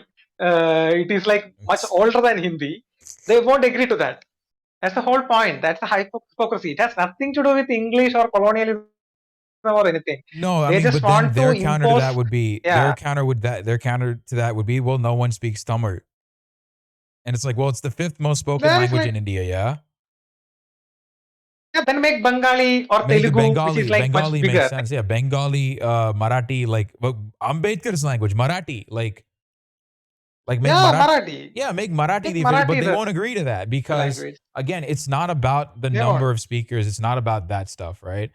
It's more or less like, no, we Exactly. need to homogenize all of India. And I think that's the fundamental Exactly. thing that I think that's the fundamental thing that a lot of people need to like start understanding. You have to, when people weaponize Yeah. anti-colonialism rhetoric, be very, very skeptical, right? Start being a little skeptical of it, right? Or not being very skeptical, but be a So little it like is not, it is not just anti-colonialism. Like they try to make like veganism, like vegetarianism. They try to make that as like animal friendly thing. So when it's actually about caste purity. and It's purity. about basically maintaining purity Exactly. of higher caste. Yes. Yeah, no one cares about like killing animals or like anything. What they want is like, so India is a country which is majority non-vegetarians, because majority are people from backward caste and they are almost all of them are like non-vegetarians. There is only less This is than gonna blow 30% your of mind. Indians. This is gonna blow your mind, but a lot of South India eats beef. A lot of Yeah, this is like a lot of South India eats beef. There's a common misconception in forget America. South, forget South India. Goa, which is ruled by BJP, has beef. The beef is Exactly. not banned in Goa. Beef is not banned in the northeastern states, which is like Tripura, Nagaland, Assam, Meghalaya, all BJP governed states. They like have beef. It's not Because banned there. yeah, because the cultures of those regions have traditionally eaten beef. Yeah. Yeah, the point is like people everywhere have eaten beef. The The thing whole is, vegetarian nonsense comes yeah, from, and I can say this that as someone that comes from a privileged background. Sounds like kind of the shit chuds do here. I remember learning in school that Indians worship cows, and I thought that was ridiculous then. Yeah, that's like right wing propaganda. exactly. That's just right wing propaganda. Indians, most of the Indians, like most than 70% of Indians are non-vegetarians. That is what people have to understand. Western people have to understand this very clearly. India is a non-vegetarian country. In India, like India is the largest people exporter who of claim beef. vegetarianism, India is the largest yeah, exporter of beef. which is even like If India honestly if India thought cows were holy, they would not be the largest exporter of beef, obviously. Like this exactly, whole thing is nonsense. This whole thing is literally about, and it goes again, the thing with India is you have to look at things through a caste lens. exactly, You cannot look at to just simply care about the economic perspective and not care about the caste perspective. That's a problem. That's a serious flaw in understanding Indian politics. Yeah, Exactly. And also the Western audience have to understand that everything that they think is Indian is upper caste. Like what they think, exactly. like what is called like the classical music, the classical arts, the classical dance forms, the classical attire, whatever is like adjective is classical, just means that it is like upper caste. That's all it means. Because Yeah, the there's a India actually is a very diverse and like there's a huge like amount of like diversity even in the states and even among like the lower caste, and the music that they make, the taste that they enjoy, the languages that they speak, the dress that they wear, the games that they play, every single thing, the sense of aesthetics, the sense of taste, everything has caste. And exactly. there is this whole hegemonization and saffronization that is going on to make sure that everything that is portrayed as Indian or classical is what is the upper caste aesthetics or upper caste taste. Like the food that is considered Indian is all vegetarian because that is what the upper caste do. The dress that other people associate Indians with, again upper caste. The Like the classical art dances, forms that it's like Bharatanatyam. That was something like if you've ever seen like the classical Indian dances, like if you like Raja Kumari, uh, who's a very prominent, who's an up and coming Indian rapper here in the United States. She comes from a Telugu Brahmin family. She like everything, almost everything that you know about India is an upper caste phenomenon. exactly. Almost everything you know about India in the United States is because the Indians that came to the United States were very privileged. And I've heard him mention games, those cricket, mostly number casting. No, everyone plays cricket, I think. No, everyone plays cricket. I Everyone plays cricket, but if you look at the Indian cricket team, It's majority of them are mostly there's Brahmins or like reservation for upper upper caste. castes. Yeah, There's res there's reservations for upper castes. Exactly. yeah. Exactly. So It's wild. reservations for upper caste have been there for like millennia. That's the whole damn problem. Now we are demanding reservation for lower caste, No one knows about which they don't Bharatanatyam want to. outside Chennai. Are you talking about Tamil Nadu, dude, or are you talking about the world? I feel like everyone's seen Bharatanatyam before, but like Bharatanatyam is exclusively like in Tamil Nadu. The more popular dance form is something called Kuthu, right? Kuthu is Yeah, more popular overall because Kuthu is not, again, okay, Tamil Nadu, okay. So Kuthu is like a very, it's a folk dance basically, right? It's been commercialized and it's commodified in Tamil movies all the time and actually South Indian movies at exactly. large, right? But you still see this stuff happening in, you still see this sort of thing happening in, you see this sort of thing happening in South India. You see this sort of commodification of culture, like the Bharatanatyam, the classical dancers that you've seen before. Kuttu Oilatam is more popular than, yeah, that's what I'm saying, right? Uh like those classical dances, So you might know about like in Kerala, there's something called Kathakali, which I think Kathakali, at yep. least the image of Kathakali, the Western people might have seen because it is portrayed as this amazing thing. Kathakali is an upper caste exclusive thing. The lower caste were not even allowed to see it. It's a very exclusionary form of dance. Like it's a dance drama kind of a thing. It's not dance exactly. And it is evolved from a lot of other subaltern, like lower caste art forms like Teyyam and Krishnanatam and things like that. So these things are completely sidelined, and the government and the common narrative is portraying Kathakali as this elite, like this image of like India or like Kerala, as if this is the true art form of Kerala. Which is absolute bullshit. This is not the true art form of Kerala. It has no connection to the actual common people living in Kerala, which is very sad because like the actual art forms are completely sidelined to create this illusion that this is the entire narrative of what Kerala should be and the art of Kerala should be like what upper caste decides. Yeah, precisely. Exactly. 100%. There's like way more to Indian culture than what is presented in the West. And on top of that, there's also, so I'll jump in as in my experience as an NRI, right? But not only is it upper caste, a lot of the culture that people are exposed to as Indian culture is North Indian. It's North Yeah, Indian.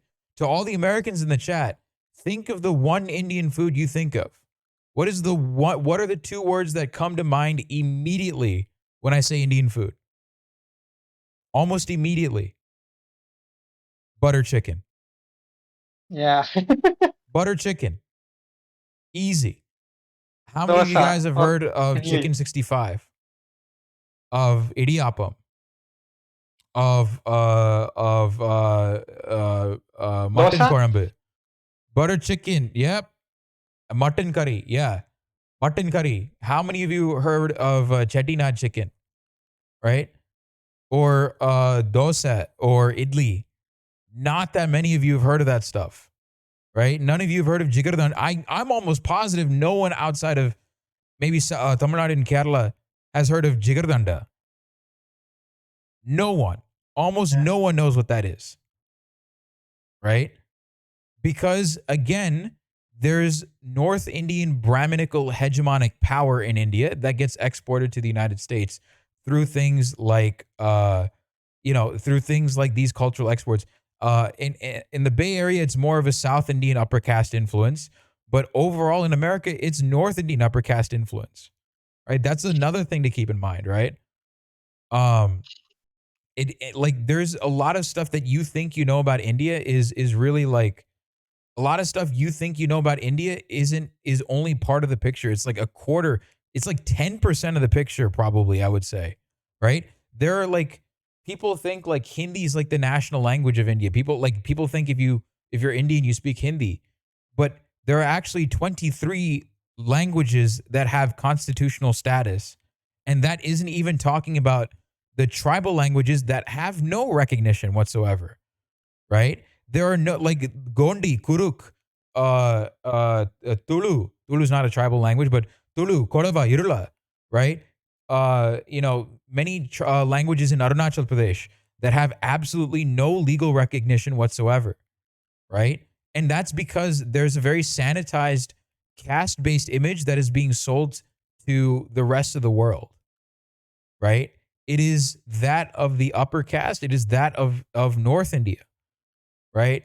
And so everything that you think you know about India is actually not is only a part of the picture.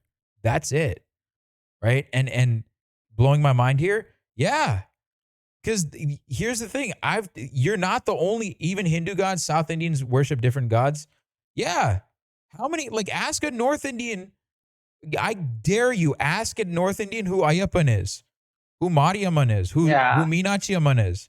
Ask him. Ask him about the village deities. I forgot the name in Tamil.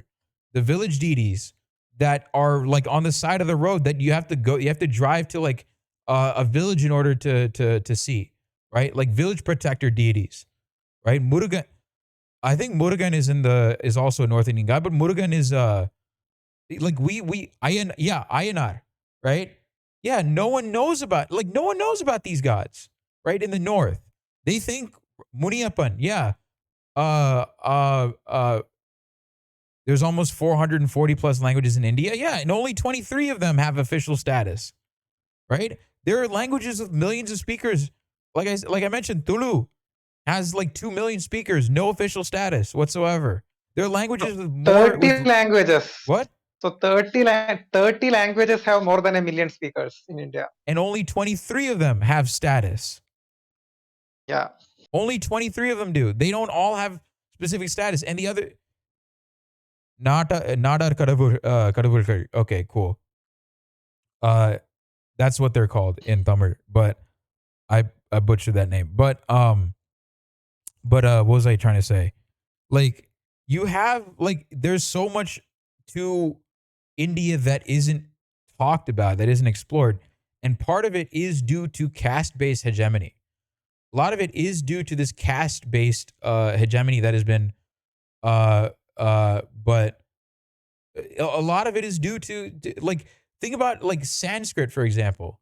Sanskrit has 10,000 speakers. 10,000 speakers, yet it has constitutional status, and people are still trying to promote Sanskrit, right? Instead of Exactly. like promoting Tulu, instead of promoting Gondi, instead of promoting Kuruk, right?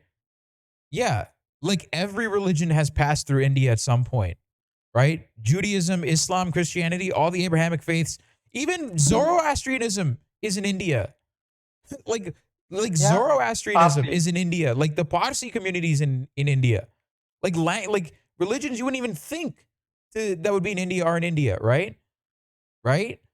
So India is a truly diverse country in every sense of the word because it's a post-colonial state, right? And the Yeah, original idea of what India. people should look at India as European Union. That's the only equivalent that India has. Like Yeah, it's like a lot of states with different cultures and language and everything different. yeah, you can't look at So India the as though it's entire like the Europe, United yeah, States. You can't look at it like that. You have you, to look at it from a like almost like a yeah, European Union perspective. Because if I'm in Tamil yeah, Nadu, I go to Kerala, different language altogether. If I'm in Chennai, I just drive 20 minutes yeah, north, or like not 20 minutes.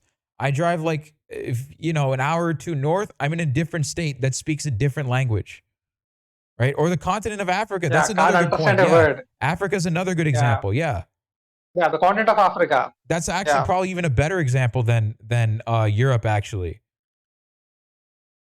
yeah. Yeah, you got to look at India almost like a mini Africa. It's like a mini continent. Yeah, it's called a subcontinent for a reason. Right. Yeah, Yeah, and so a lot of the stuff that happens here in the United States with regards to caste, that's all a lot of the stuff that Americans are exposed to, it's either North Indian or it's upper caste South Indian stuff that they're exposed to. Very rarely do it's very rare that a lot of people are exposed to from the roots like Indian culture, right? Like very rarely are people ever exposed to Kutte. Yeah, I always thought Sanskrit is Latin for South Asia. It is. It is the Latin of South Asia, right? But people are trying to push you have it's a dead language. It is a dead language, but people are still trying to push it in India. Like just the other day, I was talking about how there are these group of women that were pushing Sanskrit as like a national language on a train in Kanpur in Uttar Pradesh, right? Like the madness of first of all, women were not even allowed to speak Sanskrit back in the day. They weren't even supposed to speak Sanskrit back in the day, right? So it's a bit ironic that they're the ones that are pushing it, right? They're pushing their own oppression.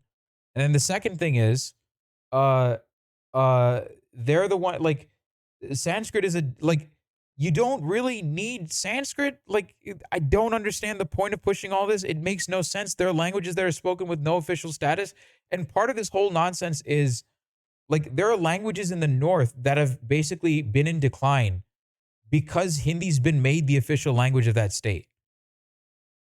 Like it's planned obsolescence of those languages basically, right? You go to Bihar for example, right? Bhojpuri is now considered the language of like sex workers and not in a good way, right? It's not like not in a sex positive way in Bihar, right? People think it's like I excuse my terminology, but like people the general terminology of like the general way people think of uh uh Bhojpuri is that it's the language of brothels.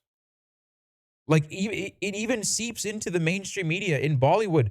There's a movie called PK where the main character learns Bhojpuri in a fucking brothel, right? And that isn't to say anything is wrong with like sex work, obviously, but the disdain and the derision that these languages, which have been supplanted by Hindi, are viewed in the mainstream is ridiculous, right? And that's another hierarchy that we've delved into a little bit. It's the language superiority hierarchy. So in India, you have these multiple different intersecting hierarchies, and caste is at the center of it all.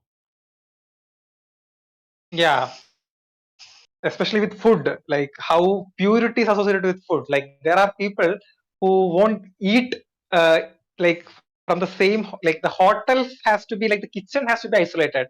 Like the vegetarian kitchen cannot have like even egg prepared in it. Like they won't even use the same utensils in which like the egg is served for vegetarians. Like so, it's like it is not nothing to do with like love for animals or anything. It has to do with the idea of purity and hierarchy. The sense that the people who are vegetarians are like somewhat superior to the people who eat meat, and eating meat is like some contempt kind of a thing, and it's like it is like seeped into the culture in a very bad way.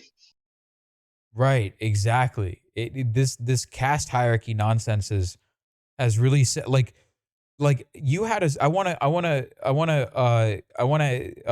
get to that personal story of yours where you have friends that you feel bad about because they've basically been trained that are Brahmins, Yeah. right? Go ahead, speak. So there are like I have many friends who come from upper caste backgrounds who are like Brahmins and stuff. The thing is like they understand caste. They are like staunchly against caste. They hate the caste system, and they understand their privilege. They acknowledge it. These are like really amazing people. The problem is that the way the caste system works is that like usually when people are living like the places where upper caste people live will be separate. It will be a different place from a lower caste. There's segregation. And the schools in which upper caste people send their kids are schools which cater only to upper caste. Like they won't accept lower caste students.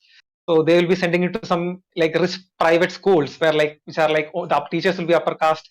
The medium of instruction will be like mostly like Brahminical, and so they will never have socialization with the lower caste person the entire life. So the food that will be prepared in their houses, the places that they go to for eating food, these are all will be like vegetarian spaces, and they will be indoctrinated from their childhood to have a contempt for people, not just the smell of meat, but to the people who actually eat meat. So once they actually step out of this, what you say, this isolated Brahminical space of upper caste like vegetarian, the kind of taste that they are embedded to, and they move out of it when they first actually start socializing with the people from other caste. They like some people immediately realize how wrong they were about the people, and they understand the issue of caste and everything. They can overcome all the prejudices that they might be able to overcome all the prejudices that came with their upper caste upbringing, but the taste they can never get over. Like they will still have this sense of like what you say, the sensation of like tending to vomit when they smell meat, because it has been like so ingrained in them from their childhood. You can unlearn many things, but you can never unlearn taste.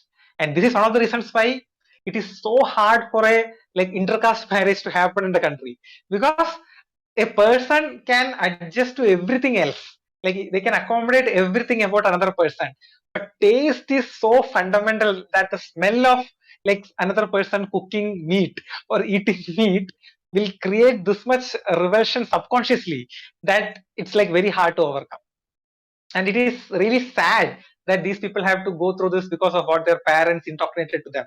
They know what they're doing is wrong, but it is very hard to get off of that what you say, that taste hegemony, or like that taste bind thing that has happened through their childhood.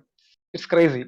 So this is how caste operates. Even if people want to get out of caste, they are subconsciously not allowed to get out of it. Exactly. And that's the thing. That's the thing that really struck a chord with me, right? That anecdote of yours is what really struck a chord with me because I know lots of Brahmins that I know lots of Brahmin people, right? People from Brahmin backgrounds that generally like in their outlook are pretty progressive. Obviously, I know lots of Brahmins that are very uh I know lots of Brahmins that were obviously very casteist, and they'll be like anti-Brahmin bashing or whatever.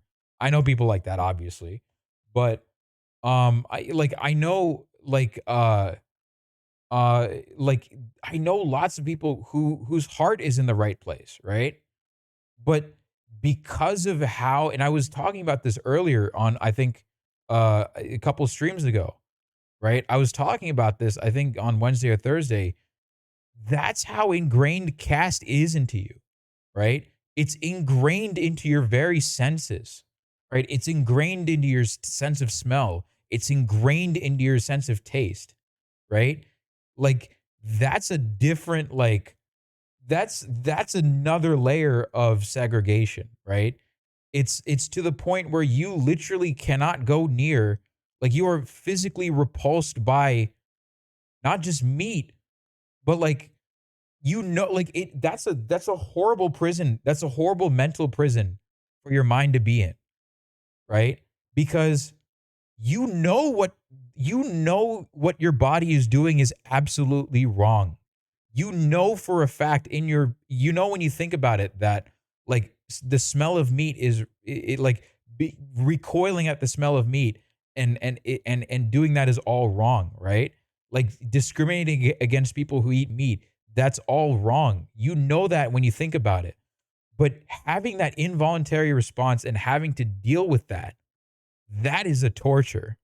That's torture because you know for a fact that no matter how hard you try, like it's going to take at least a long time to unlearn that if it's possible at all to unlearn it, right?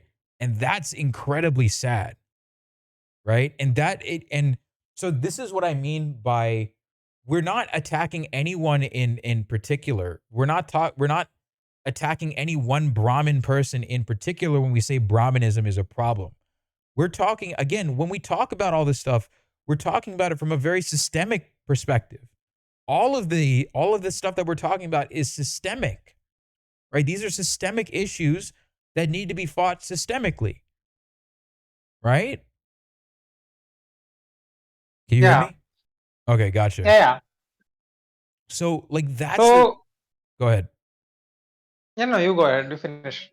No. I just wanted to make my point. I just wanted to say like this is like that story that you had that really struck a chord with me because I know people like that, right? And I can't imagine like it's super hard for them to acknowledge the fact that they can't like like this is like this is why like just saying hey we need to have intercaste marriage, that's not going to work. Having intercaste marriages is good and having legal protection for intercaste marriages is always good and making sure that this stuff is like honor killings are prevented, that's always good, right? That's again, we're Yeah. not in disagreement on that.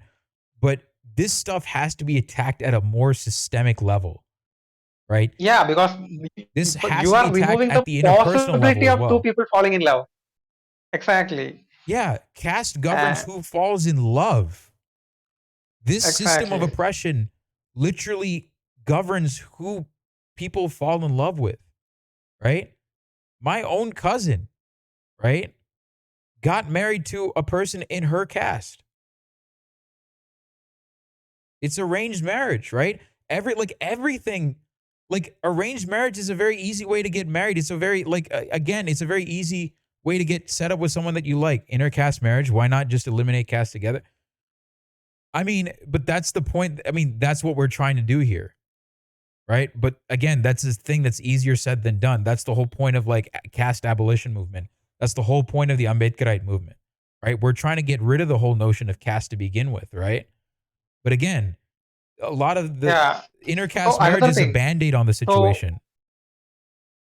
yeah, it won't solve the issue. And another thing is like, okay, so like I have to go, but like I just want to like tell one more thing because this is like, again with the say similar to Hindi imposition, there is this vegetarian imposition because they think that vegetarianism is a superior thing which should be followed in a country where children are like malnourished.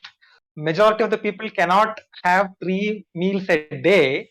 They are trying to remove the egg, which is one of the most nutritious thing that a kid will get from the government school, because in the government schools they provide noon meal for free so that the children will not be malnourished. They are trying to remove egg from the diet. Egg, which is one of the most nutritious food that these people will be eating. They are trying to remove egg, just not egg. They are trying to remove onion and garlic because they consider onion and garlic also like non-Vedic food, sattvic food kind of crap.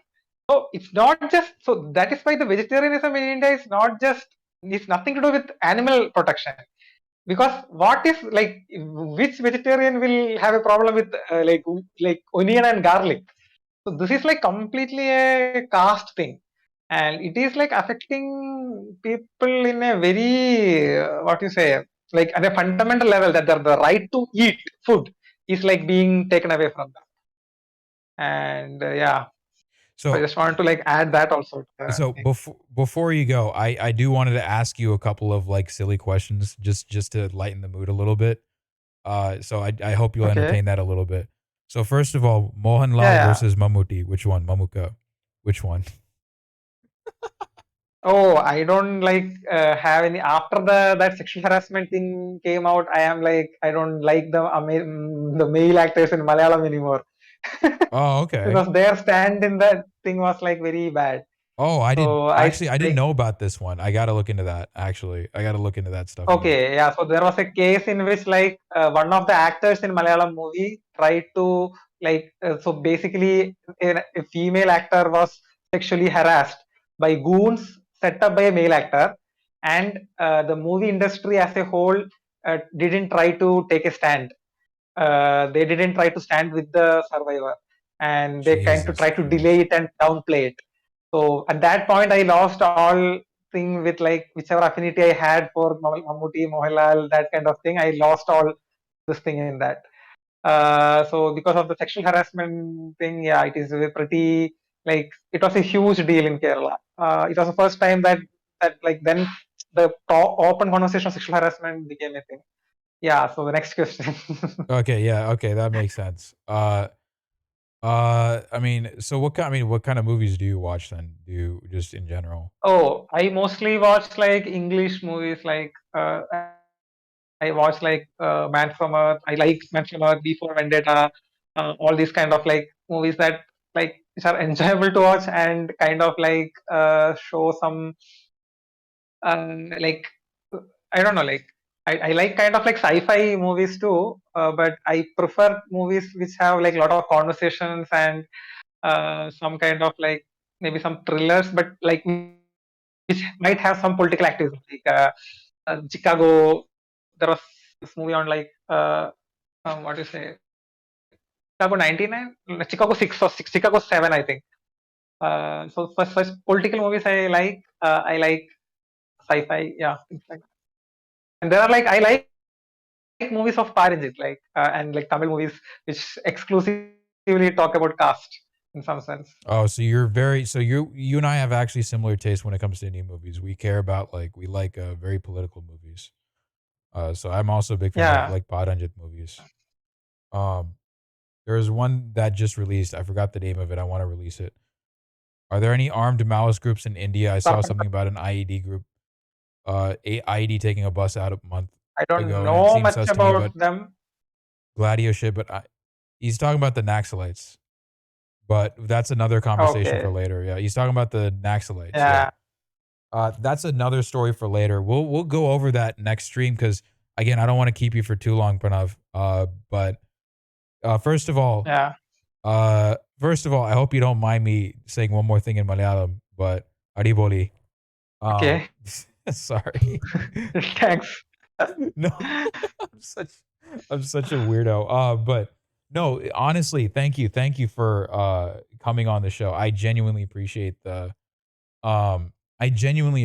you coming on uh to talk about this with an audience that may uh dude also the guy named Dude in my chat also thanks you for coming on.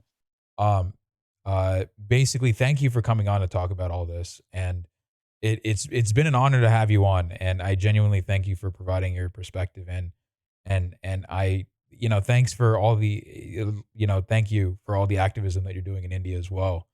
And it's great to have it's great to have a perspective of like yours, right, in this space. It was fantastic. But thank you for coming on. And if you ever want to reach out to me, if you ever want to talk and just shoot the shit, if you ever play video games and you want to just shoot the shit, you always have my Discord. You always have my contact information. Feel free to hop in anytime. You're always welcome. I appreciate you coming on. Thank you so much. Do you have Thank any you, man. Like socials that you want to first, promote or anything? I have a what? Do you have any like social media stuff do you want to promote? Not exactly, but like I am very happy that like I got this platform to talk about like my politics. and like I hope like I made many things clear. I am sorry if I confused many people, if I didn't like if I talked very like fast or like didn't explain certain things. Like this is a very vast thing to explain in a very small time period, like, and this is like 3.5 hours almost, and still I basically feel that we have just scratched the surface. And I will provide the links of my articles, like, so that like if someone wants to read. But I am again telling, I won't claim that I am an expert in any of these things. I am just learning, and like there are many people who will know about these things in much greater detail, and I am just someone who is connecting the little dots in some way.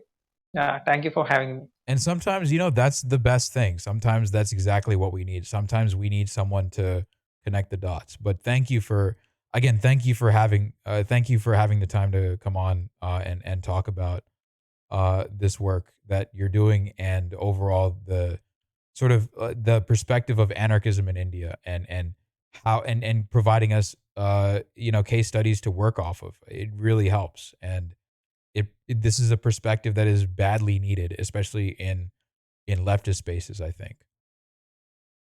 Yeah, yeah. I hope that like people will look into the movements that happened in India more, and like keep a watch out, and like try to recreate like with the lessons that they learned from here in our spaces too. Exactly. I hope like we can construct a non-hierarchical future. Right. Likewise, brother. Likewise. J Beam. Yeah, JB. J Beam. All right. Have a good one. Good night. Good night.